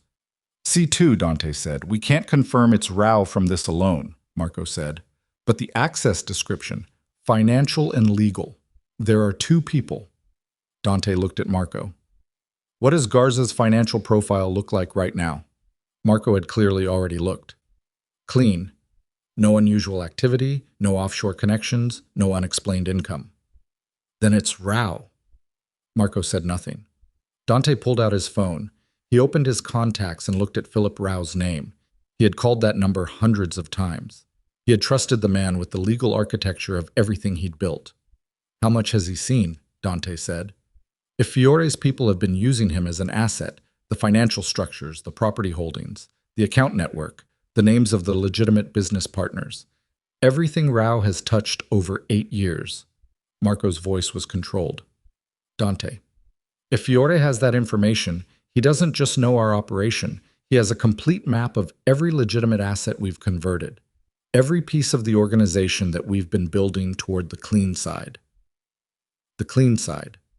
The part Dante had spent 4 years developing, slowly, carefully, converting criminal revenue into legitimate business holdings, building toward a version of the organization that could survive past the first generation, that his children wouldn't have to inherit as a liability. The part he had told almost no one about in its full form, except the people who absolutely needed to know. Philip Rao had needed to know. Philip Rao had known all of it. Call Holt, Dante said. Dante, bringing Rao in through federal channels, I know what it means. He set the phone down. If Fiore has 8 years of Rao's information, and he's consolidating right now, he's not just planning a move against the hospital. He's planning a complete liquidation. He's going to use what Rao gave him to hit the legitimate assets at the same time he hits Elena. Take both at once, the organization and the family. Dante looked at the whiteboard, the organizational chart, all those names and lines and financial connections. He's trying to hollow us out from every direction simultaneously. Marco was very still. Call Holt, Dante said again. Tell him we have a second asset, and we need Rao picked up immediately. And I mean immediately. Not tonight, not in an hour. Now. He paused. And tell him that whatever Fiore is planning, it's bigger than a hospital move. Tell him to widen the surveillance footprint. Marco reached for his phone. Dante picked up the notebook. He looked at Caruso's careful handwriting, all those entries, all those dates, 9 months of small disclosures building toward this. And he thought about what it meant that 2 people inside his organization, one of them for 8 years, had been feeding information to the same enemy. He thought about the odds of that happening by chance. He thought about the odds of it happening by design. Marco, he said, before you call Holt, I need you to think about something. Marco looked at him. Caruso and Rao. Dante set the notebook down. Different timelines, different points of access, different intermediaries based on what Caruso described. He paused. What are the odds that Fiore developed both of them independently? Marco was quiet for a moment. Low. Yes, Dante kept his voice even. Low. Which means someone gave Fiore both names.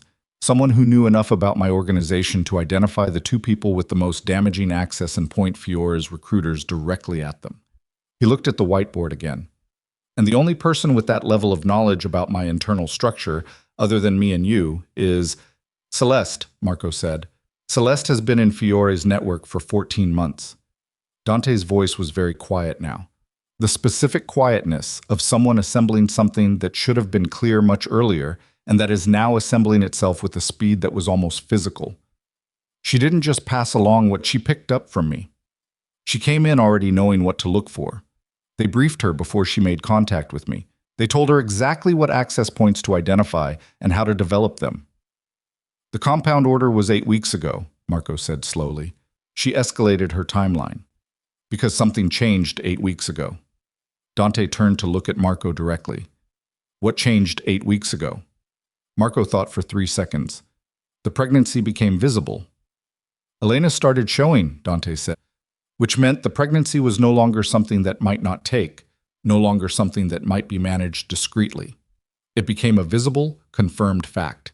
And Fiore's people made a decision. He picked up his coat from the chair back. They decided to move before the child was born, because a born child is a much more complicated target than an unborn one. They accelerated everything, the compound order, Caruso's last transmission, Rao's final information package. We need to find out when his last disclosure was. I can get that. Get it in the car. Dante was already moving toward the door. I need to get back to the hospital. The drive back took 11 minutes. Marco was on the phone for most of it, and the picture that assembled itself from those phone calls was as complete and as ugly as any picture Dante had confronted in 15 years of operating in environments that produced ugly pictures regularly. Philip Rao's last documented contact with Fiore's intermediary had been 6 days ago. 6 days ago, he had passed a document package that included the complete financial structure of 3 of Dante's most advanced legitimate business holdings, the ones Dante had been planning to use as the legal foundation for the organization's long-term transition.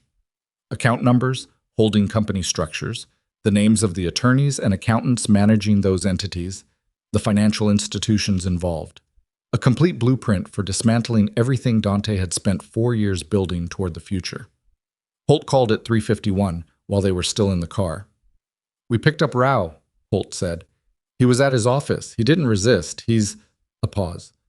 "Mr. Moretti, he had a bag packed in his office. A go bag. He was preparing to leave. He knew we were coming. It appears so." Another pause. "There's something else. Rao had a phone we didn't know about. It had one outgoing call made approximately 40 minutes ago. We're tracing the recipient." 40 minutes ago, while Dante was in the Halstead property reading Caruso's notebook. "It went to Celeste," Dante said. The pause on Holt's end confirmed it before he spoke. "We believe so, yes. The number is consistent with a burner registered to a shell identity we've connected to the Marlowe network." "She's coordinating them," Dante said. "She's not just running, she's running the operation. The move on Fiore's side, she always was." He paused. "She's not an asset. She's a handler." The car was very quiet. "She came to me as a target," Dante said, more to himself than to Holt. "And she stayed as a manager. Every piece of information she gathered, every asset she identified and developed inside my organization, she wasn't passing it to Fiore. She was building it for him. She was the architect." Holt's voice was careful. "That's a significant elevation of her role from what we previously assessed."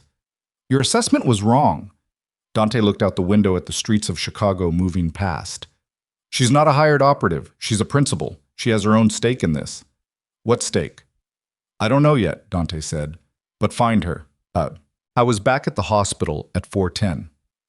Reyes met him at the service corridor entrance with an expression that told him something had changed in the 37 minutes he'd been gone. "We had a probe," Reyes said, 20 minutes ago. A man attempted to access the renovation wing through a utility stairwell that wasn't on the floor plan I was given. My people stopped him." "Who was he?" "Hospital maintenance ID. Name doesn't match any current employee roster." She paused. "He got away. My people pursued to the ground floor and lost him at the main entrance. I've pulled the external camera footage. We have a face." She showed him the image on her phone. A man, mid-30s, heavy build, moving with the specific purposeful speed of someone who knew exactly where they were going and had a specific contingency for when it didn't work. Dante didn't recognize him. He sent the image to Marco. Marco's response came back in 4 minutes. "Scolari organization, mid-level operational. Name is Brecken. Has 3 previous arrests, no convictions. Fiore's man. In the hospital, 20 minutes ago." "He was mapping the wing," Dante said. "He got stopped before he could complete it, but he got enough." He looked at Reyes. "We need to move them again." "I don't have another secured location within this building." "No." Dante was already thinking. "Not this building." He looked at the corridor, at the layout in his head, the service entrance, the east parking structure, the access road that ran along the building's north side. "We move them out." "Moving a premature infant outside of a hospital setting. I know the risk." He paused. "What's the risk if they stay here?" Reyes looked at him steadily. "Understood. Where are you taking them?" "I need 30 minutes to set it up." He walked to Elena's room. She was sitting with Bianca. The baby had been placed in a portable unit for the wing transition, and Elena was sitting beside it with one hand inside the access port, the same way Dante had sat at the glass in the neonatal unit, and she looked up when he came in with the same face she'd been reading him with all day. "We have to move again," he said. "How far?" "Out of the building." Elena looked at Bianca. The baby was quiet, breathing steadily, her dark eyes closed. Elena looked at her for a long moment, and Dante could see her running the calculation. The medical risk of transport versus the security risk of staying, both of them real, neither of them comfortable. "Where are we going?" Elena said. I have a property, private medical setup. I built it 3 years ago for exactly this kind of contingency. Full neonatal capable equipment, a doctor on call who works exclusively for us. He paused. It's not a hospital, but it's safe. And right now, safe is the thing we don't have here. Elena was quiet for a moment. Ruth, she said. What? Ruth comes with us. I'm not letting a stranger manage Bianca's care right now. If Ruth agrees, ask her. Elena looked at him. You're asking me. I'm telling you what I need. Ask Ruth. He went and asked Ruth. Ruth, who had clearly already been briefed by someone on the security situation, her face told him that, said, without hesitation, that she would need a list of the equipment at the private facility and she would need 5 minutes to pull together what she was taking from the unit. She was ready in 4-7. The convoy left through the hospital's service entrance at 4:52, 2 vehicles, Dante's and Marco's, with Reyes's team providing a rolling perimeter in 2 additional cars. Ruth managed Bianca's transport unit from the back of the lead vehicle with the focused calm of a woman who had handled premature infants in difficult circumstances before, and found that competence was the most useful emotion available. Elena sat beside Ruth and didn't speak. She watched out the window as the hospital fell away behind them, and Dante, in the front passenger seat, watched her in the side mirror and thought about everything that had led to this specific moment. A car moving through Chicago at dusk, his wife and his daughter in the back, his organization being dismantled from the inside, an enemy he had underestimated at every step moving toward a conclusion that he still didn't have a complete picture of. His phone buzzed. Marco, from the second car. Holt says Fiore's surveillance positions are active again. They picked up 3 vehicles moving on the north side. Direction of movement is consistent with Hargrove Hospital, so Fiore's move on the hospital was still in motion, which meant Fiore either didn't know yet that Elena and Bianca had been moved, or he knew and had a secondary target. Dante forwarded the message to Reyes. Reyes typed back immediately. Already adjusted route. ETA to your property is 12 minutes. He put the phone down. The city outside was going dark, the winter evening coming down fast the way it did in January, the lights coming on in windows and the streets slicking under the temperature drop. Dante watched it and thought about Celeste.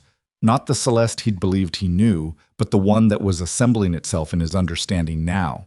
A principal, a handler, a person with her own stake in the outcome who had spent 14 months, not just gathering information, but building the architecture of his organization's destruction from the inside. She had identified Caruso and Rao. She had developed them as assets. She had managed their timelines. She had placed Voss in the staffing pipeline. She had ordered the compound. She had probably written the operational plan for the attack on Elena. And when Dante had sat across from her in that apartment at 8 in the evening and told her she was going to tell him everything, she had been performing cooperation while making a phone call through a device she'd had stashed outside his sight. She had been better than him at every step. He needed to understand why. Not how. The how was becoming clear. But why? What was Celeste Marlowe's actual stake in destroying the Moretti organization? The answer, he suspected, was not money. Money was Caruso's reason. Money, or rather the threat to his son that money could resolve. That was a leverage play, a resource play, Fiore finding a pressure point and applying pressure. Clean and impersonal. Celeste's involvement was not impersonal. 14 months of sustained performance, the level of commitment that required. No financial reward justified that. You didn't spend 14 months inside a person's life, managing every interaction, performing every emotion, building and maintaining a complete false version of yourself for 14 months because someone was paying you well. You did that because you had a reason that was personal enough to sustain the effort. Dante thought about what he knew about Celeste's background, which, he now understood, was very little. She had arrived in his life with a surface history, things that could be verified at a glance. Apartment lease, employment history with a design consultancy, a social presence that was active but not deep. The kind of background that was real enough to pass casual inspection and not real enough to survive serious scrutiny. He had not subjected it to serious scrutiny. He had been otherwise occupied. "We're here," Reyes said from the back. The property was a converted commercial building on the northwest side, a 4-story structure that from the outside looked like an office building, and on the inside had been, over 3 years of careful renovation, converted into something that functioned like a private medical facility in its upper 2 floors. The ground floor was legitimate commercial space. The third and fourth floors were where Dante had invested quietly in the kind of infrastructure that powerful people invested in when they understood that their world produced the kind of emergencies that public hospitals couldn't manage discreetly. Ruth surveyed the neonatal setup on the fourth floor in 6 minutes and said it would do, which Dante understood was high praise. Elena looked at the room they'd prepared, a proper hospital room, fully equipped, with a window that looked north over the city, and said, "Better than I expected." "I want you to be comfortable," Dante said. "I know you do." She sat on the edge of the bed. She was exhausted. She'd been exhausted since she woke up in Hargrove 2 days ago and hadn't stopped since. But the exhaustion didn't touch the quality of her attention, which was still absolutely present. "What happens now?" "I need to go back out," Dante said. "There are things I have to manage that I can't do from here." "Fior." "And Celeste." He paused. "Elena, there's something about Celeste's involvement that I haven't figured out yet. Something personal in it. And until I understand what it is, I don't have the full picture." Elena looked at him. "Personal like what?" "I don't know. But the level of sustained commitment, 14 months, that's not a hired contractor. That's someone with a stake." He paused. "I need to find out what it is before I make the next move. Because if I don't understand what's actually driving her, I'm still operating blind." Elena was quiet for a moment. Then she said something that stopped him. "Dante, when Celeste first came into your life, who introduced you?" He looked at her. He thought about it. He thought back through 14 months to the specific moment, a fundraising event, a charity dinner, the kind of public-facing occasion that Dante attended twice a year to maintain the legitimate surface of his world. Someone had brought Celeste. Someone had made the introduction. "Rao," he said. The word fell into the room like something dropped from a height.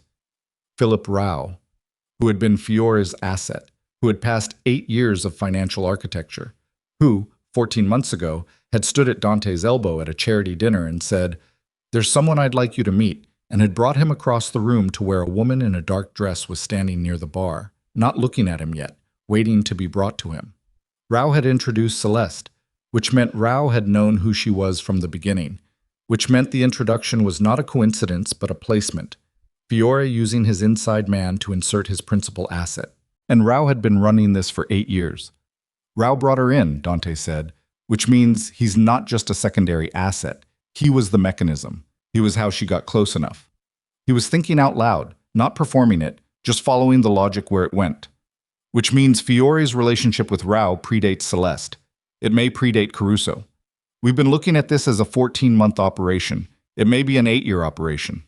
Elena looked at him with an expression that he recognized, the expression of someone who has been carrying a suspicion for a long time and watching it confirm. "What?" he said.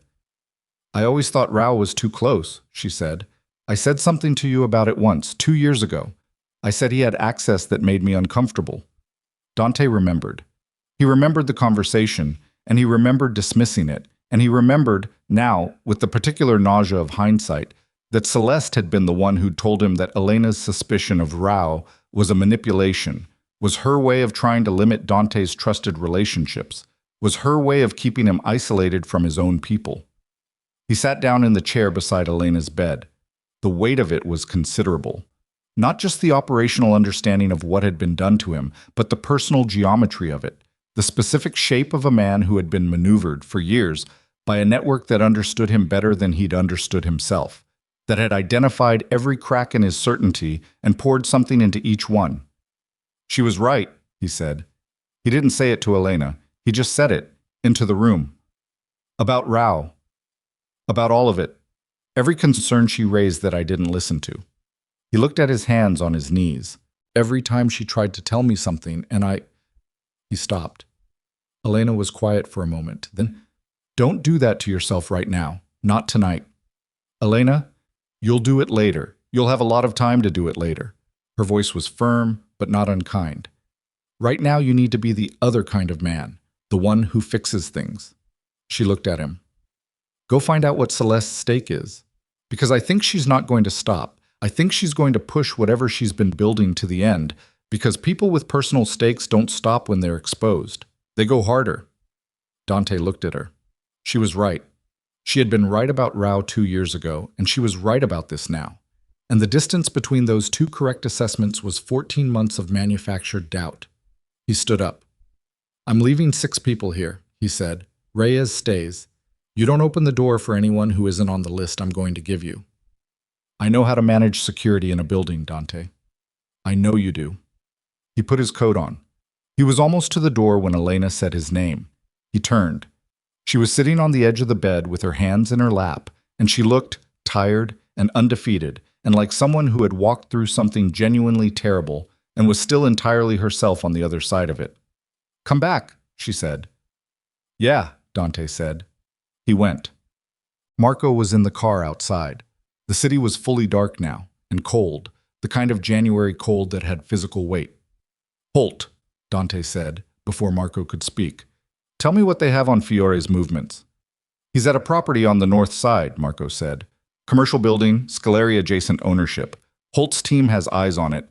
3 vehicles outside, 9 confirmed personnel inside." A pause. "And Dante. Celeste is there." "You're sure?" "One of Holt's people made her from the parking lot 40 minutes ago." She had run directly to Fiore. Of course she had. Dante looked out the window at the dark street. "She went there to manage the final move personally," he said, "which means she's not just a handler. She's running point on the conclusion." "What does that mean for how we respond?" "It means we move tonight." Dante's voice was flat and final and completely calm in the way that things are sometimes calm just before they become something else entirely. "Not tomorrow, tonight, because she's going to push it to the end and we're done waiting for her to pick the moment." Marco looked at him for a second. Then he reached for his phone. "I'll get the team together," Marco said. "Call Holt first," Dante said. "He's going to want to be part of this. Let him. We need the cover, and we need the arrests on record." He paused. "But the conversation with Celeste, that one's mine." Marco nodded and dialed. Dante looked out the window at the city and thought about 8 years and 14 months, and what a person's personal stake looked like when it was strong enough to sustain all of that, and what it was going to look like when he finally stood in the same room with her, and there was nowhere left for either of them to perform anything. I was going to find out what she actually wanted, and then he was going to make sure she never got it. The morning came in gray and slow, the way mornings do after the kind of night that changes the shape of things permanently. Dante was still in the chair beside Bianca's portable unit when the light began to come through the window, that flat, cautious January light that arrived without announcement and asked nothing. Ruth had fallen asleep in her corner chair around 3, her book still open in her lap. Bianca had been asleep for hours, her breathing steady, her fingers having released their hold on Dante's at some point in the dark without him noticing the moment it happened. He became aware gradually of the weight of his own body in the chair, the stiffness in his neck, the particular ache in his lower back that came from sleeping upright in good clothes, the dried quality of his eyes. He became aware of the lamp still burning in Elena's room through the wall, its light now dim against the arriving morning. He stood up carefully so as not to wake Ruth or disturb Bianca. He rolled his neck once, quietly. He looked at his daughter for a moment in the early light, the small rise and fall of her breathing, the dark hair, the absolute seriousness of a face that had not yet learned any expression other than pure, unmediated presence. And then he went to the window and looked at Chicago, assembling itself out of the winter dark. His phone had 17 notifications. He silenced it without reading them and put it back in his pocket. He went next door. Elena was asleep in the bed now, not the chair. The lamp was off. She was on her side with the blanket pulled up and her hair loose across the pillow, and she was breathing deeply and evenly, and Dante stood in the doorway for a moment and looked at her and thought about the word finished, how she'd said she wasn't finished, how that word had carried everything in it. And then he pulled the door gently closed and went to find coffee. Holt called at 8:47. Dante was on the building's ground floor with a cup of coffee that was better than hospital coffee and worse than what he made at home, standing near a window that looked out over a quiet side street where the overnight snow had frozen to a hard crust, and no one had moved on it yet. "Connecticut property was confirmed last night," Holt said. He sounded like a man who also had not slept, but who had used the sleeplessness productively. Our team executed a search at 6 a.m. What they found? A pause that was not for effect, but for the specific recalibration of a man confronting a larger truth than he'd anticipated. Vane has been running this for 11 years, not 6. We have documentation on 7 organizations across 5 cities. The Moretti operation was the most recent and the most advanced in terms of infiltration timeline. 7 organizations, Dante said. The methodology is consistent across all of them. Long-term embedded legal and financial assets, followed by an operational subcontractor for the physical phase, followed by an acquisition play on the legitimate business infrastructure. Holt paused. 3 of the 7 organizations don't exist anymore. 2 of those collapses looked like internal implosions, the kind that happen when criminal organizations deteriorate from internal conflict. We're now looking at those with different eyes. Dante drank his coffee. Vane. We have 2 of his cutout identities confirmed. We have financial trails into 4 countries. We have the Connecticut property and everything in it. A longer pause. We don't have Vane himself. He's not at the Connecticut property. We're working on locating him. Celeste's communication records. Being decrypted. It's taking time. The encryption architecture is sophisticated. We expect to have the primary channel records within 24 to 48 hours. Holt's voice was careful. Mr. Moretti, given the scale of what we're now looking at, I want to be honest with you about something. Go ahead. The investigation into Vane's network is going to involve a level of federal scrutiny that will reach into the edges of your own organization's history. That's unavoidable, given the extent to which Vane's assets were embedded in it. I can't protect you from that scrutiny. A pause. What I can tell you is that our current priority is Vane, not you, and that the cooperation you've provided over the last 24 hours is something my office is noting formally. I appreciate the honesty, Dante said. The Rao situation is going to be the most exposed element. His 8 years of access, the documentation he passed, that's going to generate questions about the financial structures themselves, not just about Rao's role in them. I know. You're going to need counsel. Not Rao, Dante said, and there was a brief silence on Holt's end that might have been the FBI agent suppressing something that was almost humor. Not Rao, Holt agreed. Give me a call when you've had some sleep. There are details to work through. Dante ended the call. He finished his coffee.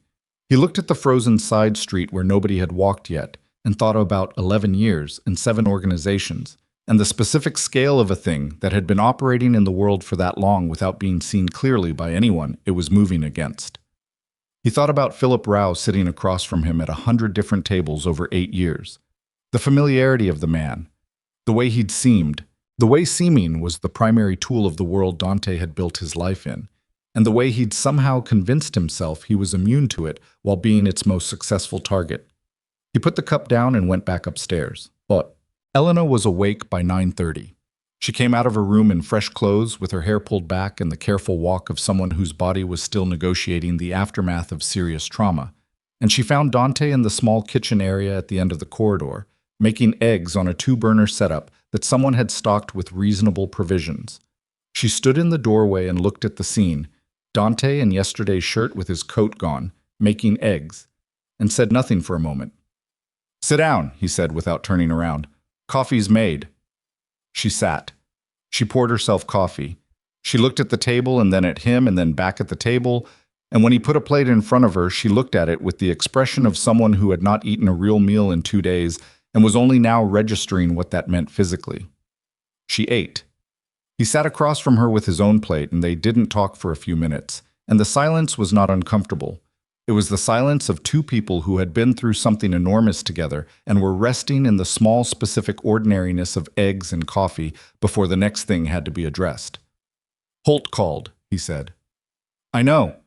I heard your voice in the hall." She wrapped both hands around her coffee cup. "What's the larger picture?" He told her about Vane, the 11 years, the 7 organizations, the Connecticut property, the fact that Vane himself was not yet located. He told her about the federal scrutiny that was going to touch the edges of the Moretti organization's financial history.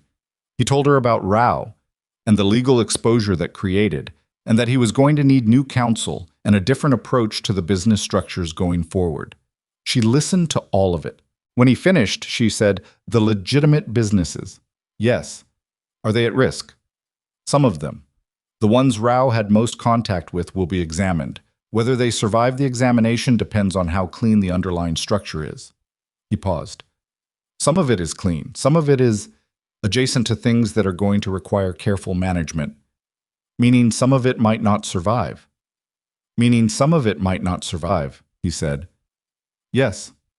She was quiet for a moment.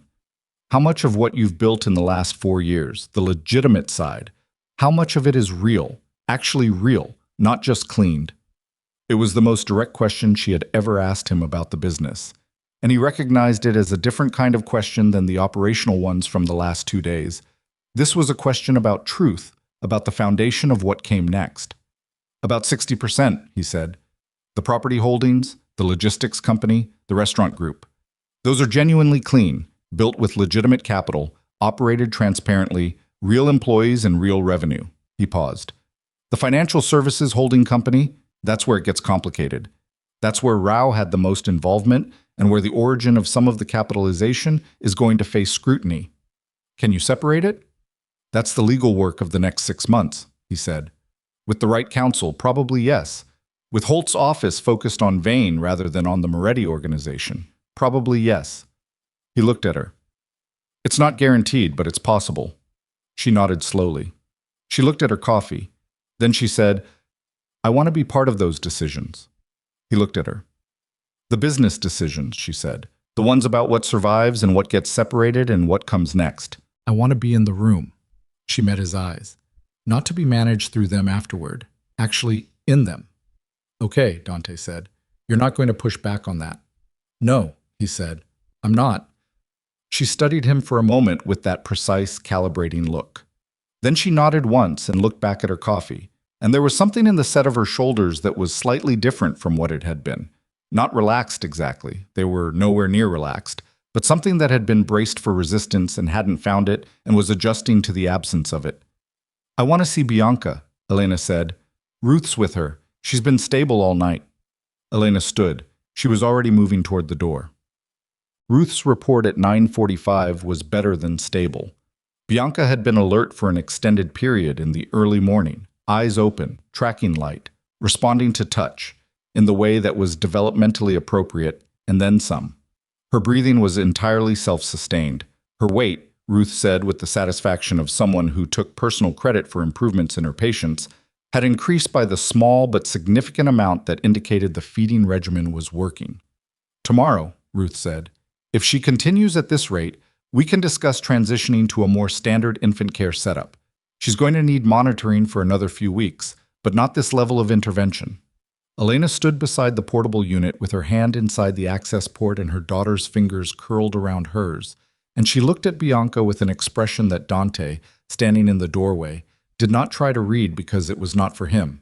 It was entirely between Elena and this child who had arrived too early into a world that had been violent to her before she was ready for anything, and who was here anyway, holding on with the grip of something that had decided to persist. He stayed in the doorway. After a while, Elena said, without looking up, "Come here." He crossed the room. He stood beside her at the unit, and Elena moved slightly to make room, and they stood together over Bianca's small form in the morning light, and neither of them said anything, and that was exactly right. Voss's formal confession was filed at 11 a.m. that same Tuesday. Holt's assistant emailed a summary to a secure address Dante had established the night before, per their agreement. The summary was clean and complete. Voss had confirmed this method of contamination, the source of the compound, consistent with what Celeste had ordered 8 weeks prior. The chain of instruction that ran from the Fiore subcontractor to the go-between to Voss himself, and the specific timeline, which established clearly that the attack had been planned and executed deliberately, with Elena's pregnancy as the explicit target variable. Dante read the summary twice. He forwarded it to the attorney he'd called that morning, a woman named Sasha Brennan, who had worked federal cases for 20 years and came recommended by 2 people whose judgment Dante trusted, neither of them Philip Rao. He added a note, "For the civil record. We'll discuss." Then he deleted it from his phone and sat for a moment in the small office room on the building's 2nd floor, where he'd set up a temporary workspace. He thought about Voss, a man who had taken money to deliver poisoned food to a pregnant woman. He thought about what that decision looked like from inside the person who made it. The calculation, the compartmentalization, the way people managed to do specific terrible things by keeping them very small and very procedural in their own minds. He had been in a world adjacent to that kind of thinking for 15 years. He had told himself always that the line between adjacent to it and in it was one he had maintained. He thought about whether that was true. He thought about it carefully, without the instinct to defend himself that he might have had a week ago. And the answer he arrived at was mostly, and not always, and the not always matters. That was going to be part of the reckoning too. The personal one. The one that didn't have a federal timeline or a legal framework. The one that was just a man sitting with an accurate accounting of himself. He got up and went back to work. By mid-afternoon, the immediate operational architecture had been addressed sufficiently that Dante could begin making the longer-range decisions he'd been deferring. The first was about Caruso. He drove to the Halstead property alone, first time he'd driven himself in 3 days, and the specific physical act of it, the steering wheel under his hands and the city moving past, was grounding in a way he hadn't anticipated. He needed ordinary things right now. He needed the texture of ordinary action. Caruso was at the table in the same position he'd been in the night before, minus the cold coffee, plus a meal that someone had brought him and that he'd eaten most of.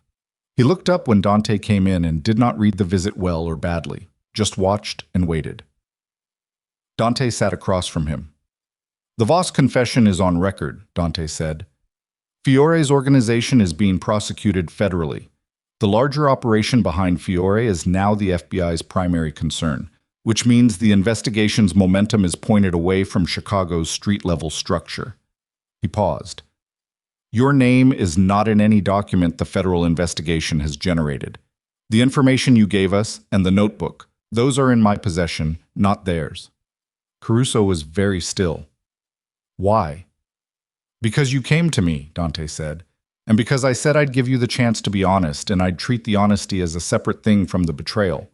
He paused. "I meant it." "What happens to me?" Dante looked at him. "You're done in the organization. That's not punishment. That's just what's true. You can't go back to what you were doing because the access you had is the thing that created the problem, and we can't rebuild that particular trust." He paused. "Your son's situation? I've had someone look at it. The syndicate connection can be separated from him legally if it's handled in the next 30 days. I'll make that happen. It's going to cost money, and it's going to require him to cooperate with a very specific attorney and do exactly what she says." "He'll do it," Caruso said immediately. "I know he will, because you're going to make sure of it." Dante's voice was even. "Beyond that, you have 9 years of skills in logistics and operations management. Those skills work in legitimate businesses too. I have a logistics company that's going to need restructuring over the next 6 months. When this is further along, there may be a role there, at a different level and a different kind of access than what you had." Caruso looked at him. The look on his face was not comfortable to receive. It was too raw for that. "I don't understand why you're doing this," Caruso said. "Because destroying you doesn't fix anything," Dante said, "and because your son shouldn't pay for what you did." He paused. "And because I have a daughter who is 4 days old, and I understand for the first time in my life the specific thing a parent will do when their child is in danger." He paused again. "That doesn't make what you did right. It makes it human. And I'm trying to operate in a way that takes both of those things into account simultaneously." Caruso put his face in his hands for a moment. Not performing grief. It was too private and too inward for performance. Just a man reaching his limit in a quiet room. Dante waited. After a moment, Caruso looked up. His eyes were red at the rims, but his face was controlled. "Thank you," he said for the second time. But it was a different word than the night before.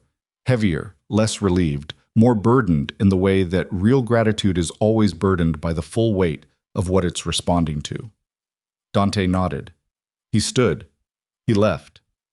The conversation with Celeste happened on a Wednesday morning, 5 days after her arrest, in a federal holding facility interview room that smelled like industrial cleaning solution and recycled air. Holt had arranged it. Dante had asked for it through the formal channel they'd established, making clear it was a personal request rather than an operational one.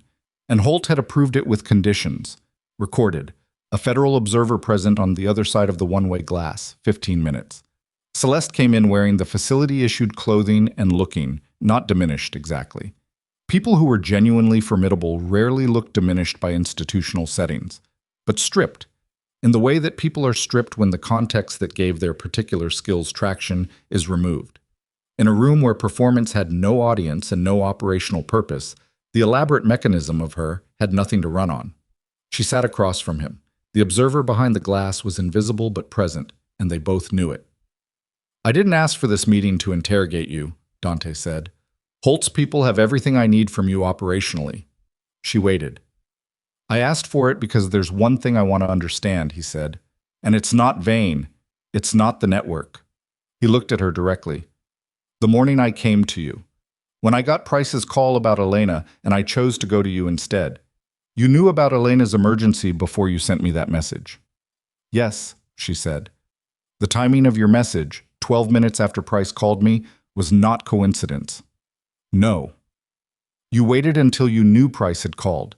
You knew because someone in Fiore's network had eyes on the hospital intake." He paused. "And you sent the message knowing I would choose you." She held his gaze. "I calculated that you would, yes. And you were right. Yes." He sat with that for a moment. "Were you certain? Or was there a version where you thought I might go to the hospital instead?" It was a strange question. He could see her recognize it as strange, because it had no operational utility.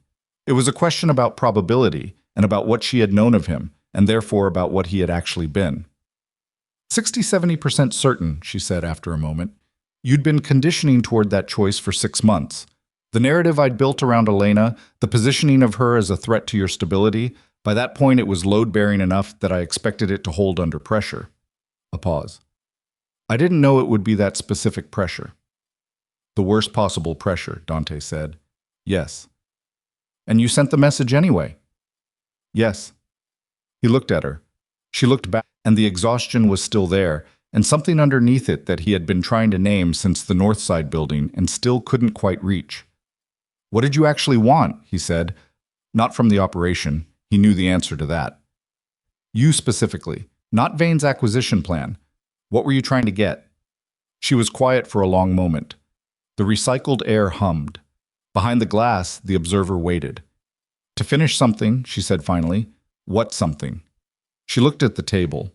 When she looked back up, her face had the quality of someone making a decision about a door, whether to open it or not, and making it not for strategic reasons, but out of a kind of tiredness with the alternative. "My father ran an organization in Detroit," she said, "smaller than yours. He was absorbed by a Vane-connected network 8 years ago. I didn't understand what was happening to him until it was too late. He died. Not because of the takeover directly, but because of what the takeover cost him. The losses, the pressure, the understanding that he'd been systematically hollowed out by people he'd trusted." She paused. "I was 24. I watched it happen, and I couldn't stop it." Dante said nothing. "Vane recruited me 3 years later," Celeste said. "I knew what he was. I said yes because it was the only position from which I could understand the full mechanism of what had been done to my father." She paused. "I told myself I was building towards something, that understanding the architecture of it meant I would eventually be positioned to dismantle it from the inside. And instead you spent 6 years running his operations." "Yes." The word was flat. No excuse behind it. "Because the position he offered was real, and the leverage he gave me was real, and at some point the line between understanding a mechanism and being part of it stopped being a line and became a location. A location you were standing in." "Yes." Dante looked at her for a long moment. He thought about a 24-year-old watching her father's organization collapse under the weight of something she couldn't name or stop. He thought about what that did to a person, the specific shape of helplessness that produced, and the specific kind of overcompensation it could generate. He thought about it not because it absolved anything. It didn't. Elena had nearly died. Bianca had arrived early into a world that was already trying to take things from her. None of the backstory changed those facts. But he thought about it because he had been operating for 4 days in the wreckage of a situation that had been built in large part out of people making choices from positions of damage and fear, and understanding the shape of the damage was part of understanding how to operate differently going forward. "Your cooperation with the federal investigation," Dante said. "Is it genuine?" "Yes." "Including Vane's communication channels?" Everything I have. She paused. I'm not doing it for reduction in charges, though that's what Holt believes.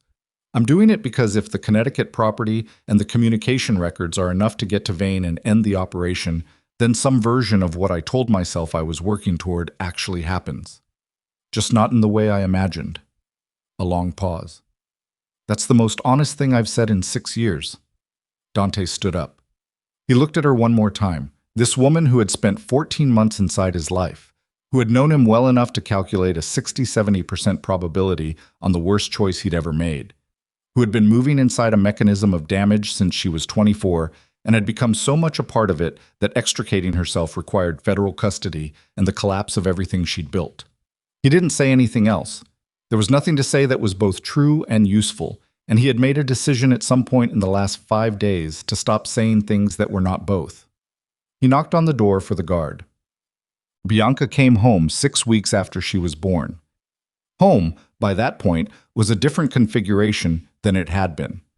The house on the North Shore, the one where Dante and Elena had lived for 4 years, where the security system had been compromised by Caruso's disclosures, where every room now had the weight of what had almost happened in it. That house was sold in February. They moved to a smaller property on the west side, in a neighborhood that was quieter and less visible, with a proper nursery and a garden that would be relevant in spring. Elena made most of the decisions about the new house. She did it with the same precision and autonomy that she brought to everything now, not asking, informing, taking space without announcing that she was taking it, making the house into what she needed it to be. Dante moved through the process in the supporting role she'd assigned him, which was the correct role, and which he occupied without resistance. The financial restructuring took 4 months and cost him 2 of the 7 legitimate businesses he'd been building. Not to federal action, but because the scrutiny they drew was an exposure he couldn't manage while also managing everything else. And Sasha Brennan's advice was to separate them cleanly and early, rather than defend them expensively and late. He took the advice. The remaining 5 were solid, and Brennan's assessment was that they were clean enough to withstand any examination the federal investigation generated as peripheral consequence. The financial services holding company was the hardest. He dismantled it himself, over 3 months of legal and accounting work that required a level of patience he had to actively develop, because the work was detail-intensive and slow and could not be rushed without creating the kind of errors that drew exactly the attention he needed to avoid.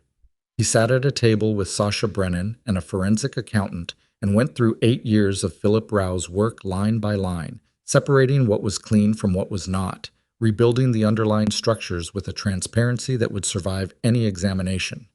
It was the most boring work he had ever done. He found, to his surprise, that he did not hate it. Vane was arrested in April.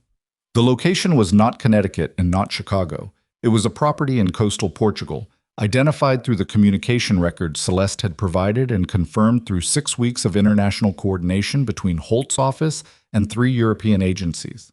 Holt called Dante when the arrest was confirmed, which was not something he'd been required to do, and the call was brief and professional, and at the end of it, Holt said, "For whatever it's worth, thank you for the cooperation." "It was mutual," Dante said. "It was," Holt agreed. "Your people are off our active interest list as of today, for what that's worth." "It's worth something," Dante said. He told Elena that evening in the kitchen of the West Side house, while Bianca was asleep in the nursery down the hall, and the dinner Elena had made was on the table cooling slightly because they'd gotten into the conversation before either of them had sat down. She listened, and then she said, "Good," in the specific tone of someone for whom that word carried 3 months of compression inside it. Then she said, "Sit down, the food's getting cold." He sat down. The conversation about them, the real one, the one Elena had deferred from the hospital with the clarity of a woman who knew what she needed and when she needed it, happened on a Sunday in late March, when Bianca was 8 weeks old, and the weather had shifted enough that the garden had the first suggestion of coming change in it, the specific green-gray color of thaw that Chicago produced in the 3rd week of March, when winter was not gone, but was beginning to consider the possibility. They were in the garden when it started. Elena was walking the path that ran along the garden's south edge. She walked every day now, the doctor's instruction and her own need combined, and Dante was on the bench near the house with Bianca in his arms, which was where he spent a considerable portion of his Sunday mornings, because Bianca had opinions about being held, and one of those opinions was that horizontal surfaces were inferior to the specific angle of Dante's left arm at a 45-degree elevation, and he had accommodated this opinion completely. Elena came back to the bench and sat beside him. She looked at Bianca for a moment, and then at the garden, and then she said, "I've been thinking about what I want to say to you." "I've been waiting," he said, not impatiently, just honestly. "I know." She was quiet for a moment. A bird moved in the tree at the garden's edge. Bianca made a small sound and resettled. "I've been angry. I want you to know that, not performing it and not done with it, actually angry in a way that wakes me up at 3 in the morning sometimes and just sits there. I know. The choice you made, that specific night, going to her instead of the hospital." She kept her eyes on the garden. "I've been trying to understand it. Not forgive it, understand it. Because if I can't understand what was happening in you that made that choice possible, I can't trust that I understand you at all. And if I can't trust that—" She stopped. He waited. "I've talked to a therapist," she said, 3 times so far. "I'm going to keep going." A pause. "She's helped me see that what Celeste did, the 14 months of systematic work on your perception of me, that's not a thing I can hold you fully accountable for in the way I would hold you accountable for a choice you made with a clear view of reality." She looked at him now. "But she's also helped me see that the choice was possible because of something that was already there, a capacity to doubt me, to believe the convenient version of who I was rather than the actual version." "Yes," Dante said. "That's what I'm working on forgiving," Elena said. "Not the night. The condition that made the night possible." She held his gaze. "That's harder." "I know. Are you working on it?" "Yes," he said. "I have a therapist too, 2 months in." She looked at him with the specific expression of a person who was not entirely surprised, but who was registering the information as meaningful. "You didn't tell me. I didn't know how to bring it up, and I was waiting for you to tell me when you wanted to have this conversation." He paused. "I didn't want to make this conversation about me before you'd had the chance to make it about you." Elena was quiet for a moment. She looked at Bianca in his arms. The baby's eyes were open, doing that unfocused morning survey of the world, the light interesting her, the sounds interesting her, the enormous unclear project of existence engaging her completely without any of its weight landing on her yet. "She looks like you," Elena said. "Everyone says that." "I know. I'm the one saying it to you now." Something in her voice had changed, just slightly, a degree of temperature that was different from the measured, careful tone of the last several minutes. "She has your jaw. It's going to be inconvenient when she's a teenager." Dante looked down at his daughter. She did have his jaw. He had noticed it before, and it had done something complicated to him each time he noticed it, something that was not quite pride and not quite fear, but occupied the territory between them. "Elena," he said. "Yeah. I'm not going to tell you I'll never make another mistake. I'd be lying." He kept his eyes on Bianca. "But the specific kind of mistake, the one where I let someone build a version of you in my head and believe it over you." He paused. "I understand now where that vulnerability was, and I've been working on it in a way I can't fully describe except to say it's the most uncomfortable thing I've done in my life." He paused again. "Including last month." "What happened last month?" "The forensic accounting. 8 years of Rao's work, line by line." She made a sound that was almost a laugh. Not quite, but close. The closest thing to a laugh between them that wasn't freighted with something heavier. And it was the specific surprise of it that landed in Dante's chest in a way that had nothing to do with strategy and everything to do with the plain animal fact of caring about someone. "That does sound horrible," Elena said. "It was," Dante said. They sat with that. Bianca reached upward with one hand, grasping at nothing specific, the light, the air, whatever was interesting in the direction of upward, and Dante moved his finger into her grip and she grabbed it. "I'm not ready to say we're okay," Elena said. "I want to be honest about that." "We're not okay," Dante said. "We're working on it. That's different." She nodded. She looked at the garden again, the thaw green of it, the slow coming back of things that had been shut down all winter. "That's different," she agreed. She didn't take his hand, not yet. But she was close enough on the bench that their arms were almost touching, and she didn't move away from the proximity, and she let it be what it was. Two people on a bench in a garden in March, with a daughter between them who had decided to persist, sitting inside the hard, ordinary work of a thing that had been nearly destroyed and was being rebuilt slowly, without shortcuts and without guarantees. The tree at the garden's edge moved in the light wind. Bianca tracked the movement with complete attention. Dante sat with his daughter's hand around his finger and his wife beside him in the cautious March light, and did not try to make it more than it was, because what it was, imperfect, weighted, unfinished, in all the ways that real things are unfinished, was already more than he deserved and exactly what he intended to protect. Months later, 7, closer to 8. Elena came into the nursery after midnight. Bianca had been fighting sleep for an hour, the specific frustrated insistence of a baby who was tired and objected to being tired and wanted everyone nearby to understand the injustice of this situation.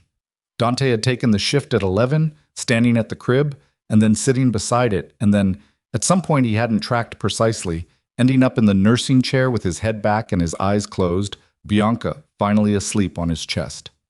Elena stood in the doorway. The room was dark except for the nightlight, its small, warm circle. Dante was asleep in the chair, his head to one side, his breathing deep and even. Bianca was on his chest with one fist closed and her eyes shut, and her face completely serious in the way it was in sleep, as if even unconsciousness was something she was approaching with full commitment.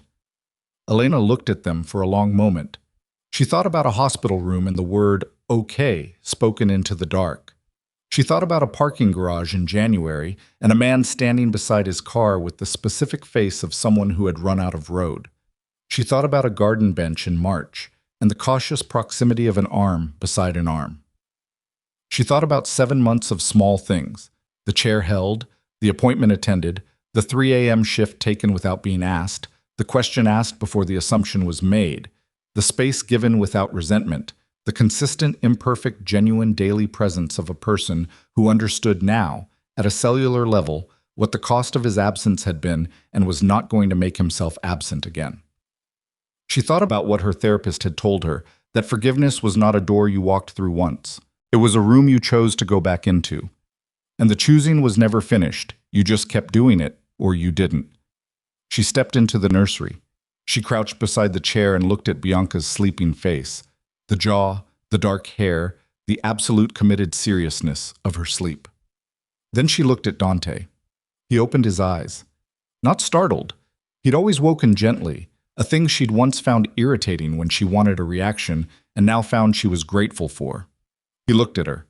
In the low nightlight, she could see that he'd understood the question before she asked it, that he was already arranging himself to answer whatever came. "You're home," she said. He looked at her for a moment. At the nursery around them, the crib, the nightlight, the small, serious sleeping child on his chest.